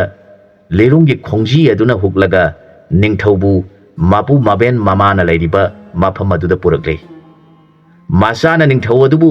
ꯂꯤꯔꯨꯡꯅ ꯍꯨꯛꯇꯨꯅ ꯄꯨꯔꯛꯂꯤꯕꯗꯨ ꯄꯦꯇꯉꯥ ꯇꯧꯊꯣꯡꯕꯤ ꯁꯅꯔꯦꯝꯕꯤ ꯀꯧꯗꯨꯅ ꯂꯩꯖꯔꯤꯕꯤ ꯃꯃꯥꯅ ꯍꯦꯛ ꯎꯕꯗ ꯃꯕꯨꯡꯉꯣꯅꯤ ꯈꯪꯖꯈꯤ ꯃꯇꯝ ꯑꯗꯨꯗ ꯄꯦꯇꯉꯥ ꯇꯧꯐꯝ ꯈꯪꯗꯅ ꯃꯥꯡꯂꯦꯗꯅ ꯍꯥꯏꯅ ꯂꯩꯔꯤꯕ ꯈꯥꯡꯄꯣꯛꯁꯪꯗ ꯇꯨꯃꯤꯟꯅ ꯎꯍꯟꯗꯅ ꯂꯩꯈꯤ ꯃꯁꯨ ꯅꯤꯄꯥꯅ ꯅꯤꯡꯊꯧ ꯑꯗꯨꯕꯨ ꯐꯥꯗꯨꯅ ꯄꯨꯔꯛꯄ ꯑꯗꯨ ꯎꯔꯒ ꯃꯣꯔꯌꯥ ꯅꯣꯡꯇꯦꯛ ꯁꯝꯕꯅ ꯅꯤꯡꯊꯧꯒꯤ ꯃꯐꯝꯗ ꯍꯥꯏꯖꯔꯛꯈꯤ ꯍꯦ ꯅꯤꯡꯊꯧ ꯇꯦꯜꯍꯩꯕ ꯏꯁꯨꯅ ꯅꯤꯡꯊꯧꯕꯨ ꯁꯥ ꯐꯥꯕ ꯊꯤꯡꯕꯒꯤ ꯗꯣꯁ ꯇꯧꯕꯤꯒꯅꯨ ꯅꯅꯥꯏ ꯑꯩꯈꯣꯏꯗꯤ ꯁꯥꯁꯤꯡ ꯑꯁꯤꯒ ꯑꯃꯠꯇ ꯑꯣꯏꯅ ꯂꯩꯃꯤꯟꯅꯖꯕꯅ ꯃꯈꯣꯏꯕꯨ ꯉꯥꯛꯄꯤ ꯁꯦꯟꯕꯤꯕ ꯍꯥꯏꯕꯁꯤ ꯑꯩꯈꯣꯏꯒꯤ ꯏꯊꯧ ꯑꯣꯏꯗꯨꯅ ꯇꯧꯖꯕꯅꯤ ꯍꯥꯏꯔꯛꯈꯤ ꯅꯣꯡꯇꯦꯛ ꯁꯝꯕꯒꯤ ꯋꯥꯗꯨ ꯇꯥꯔꯒ ꯅꯤꯡꯊꯧꯅ ꯍꯥꯏꯔꯛꯈꯤ ꯄꯥꯟꯊꯧ ꯑꯄꯣꯛꯄ ꯑꯩꯍꯥꯛ ꯊꯣꯏꯅ ꯋꯥꯔꯧꯖꯗꯦ ꯄꯨꯟꯁꯤ ꯑꯁꯤꯗ ꯃꯥꯡꯈ꯭ꯔꯕ ꯄꯣꯠꯁꯛ ꯑꯃꯕꯨ ꯐꯪꯖꯕꯒꯨꯝ ꯑꯉꯥꯡ ꯑꯁꯤ ꯎꯖꯕꯗ ꯑꯩꯅ ꯈꯟꯖꯈ꯭ꯔꯦ ꯑꯗꯨꯅ ꯏꯄꯥꯒꯤ ꯅꯐꯝꯗ ꯏꯕꯨꯡꯉꯣ ꯑꯁꯤꯕꯨ ꯄꯣꯛꯄꯤꯕ ꯃꯔꯨꯞ ꯑꯗꯨꯒꯤ ꯃꯁꯛ ꯃꯃꯤꯡ ꯇꯥꯛꯄꯤꯌꯨ ꯑꯩꯒꯤ ꯁꯤꯡꯅꯔꯤꯕ ꯑꯁꯤ ꯀꯣꯛꯍꯟꯕꯤꯌꯨ ꯅꯤꯡꯊꯧꯒꯤ ꯌꯥꯋꯥ ꯇꯥꯔꯒ ꯃꯣꯔꯌꯥ ꯅꯣꯡꯇꯦꯛ ꯁꯝꯕꯅ ꯍꯥꯏꯔꯛꯈꯤ He ningthau tabiu angang asibu pokpiba mapa adugi maramda aina haijaningdi misaga dubu mapuning phaba ngamdaba minungsi khangdaba masagi apamana migi awabu udaba misaka mani aidi magi mamingdi panbu paningdi magi maming adu panbada mangol oigadaba mandi aige puningna mabu amuktang unajaba phangjarabadi soidana aina magi mathakta laman khumjage khanuna leijari ba yahagni hairakpa wafam adu ningthau aduna taraga asum asum singnaba hengkalakle ningthaudu ahana duda khurumjaraga ipa ibungo nanayaisu tolaba ningba thungdraba misak amani aige punsigi haugajarakpa matamda pomnamaktigi hena nungsijabi ama thengnajakhi aide hana ipa naigi damak ningthaugi majai be mama hainai singnai khangdabana aina nungsijabi magi mafamda aigi apamba nungsijabi wafam haudokjaduna aikoi ani sana sinana loinarabada mahak nungsi hairu pankrabada ipa ningthaugi yathang tungina ningthaugi majai be mamaga luhongle aina luhongba nonganbaga mabu unaba lakpada madi thengna khidre aigi thamoi kaikhri aina karigidamak ipa ningthaugi wasak ngangnaba aigi nungsijabi mahak kainaba takhida khanduna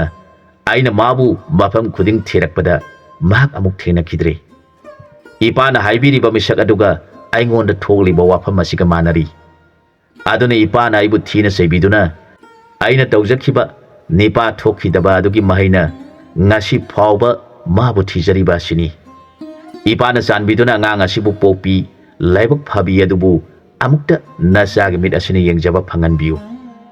aina saba thakpa khangdana magi wakhalda ngauduna leiriba sigi wari asi mafamda tahanjaningi hairakhi ningthau adugi ningamdaba mathamoigi oiba wari singadu tabada moria nungtek shamba chawba pharaduna majai be ma sanarembibu asumna kauthokjarakhi sanarembi tholaklo nahum ponjan sabige lai khubak khubige keku phong phong phong sayaya yanarabani nahak sanarembini nahak petanga tok thongbini haina moria nungtek shambana machabu nauthiem labada sanarembi be madu petanga tok thongbi oladuna khangpok sangmanungdagi mapan thorakhi ningthauna magi masak ujabada ibe manangdi aibu warauduna aina thibada phangdanaba mafam asida lotuna leiri boire hairaga mahapu konbire petanga kaubi ibe madu mapungning nungsina mabungobu khurumjaraduna masani pa mora babu yenglaga imagi bungo nungsiba napan panthaubu khurumjau takpire masana mapa yengladuna mamitigi mapi taraga pabung maharaj haina kaptuna khurumjare makhoi pumnamak amu hana unajaba phanglabada ningthauna aige mangkhraba mani haiduna masabu kolaga hana hana chupikhi ningthauna mama masabu ningthau konungda chatlasi hairabada moramba kauba angangna mapu maben thadokduna madi chatloi haina ningai tawrabada ningthau telhaibana ahana anigi mafamda changjaduna khurumjarakle panthau nungsiba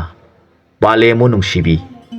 nasaibu nungsibiduna puna nasuga laiminarurasi masi matang laibak thirabaibu nungsibiduna yabiu haijarakle ningthaugi nungsiba wangangda mapu maben anidu yabiraduna konungda puna nungaina laiminakhi matang aswaida wari silosanjare anauba wari amada mayamga puna amuk thengnaminarasi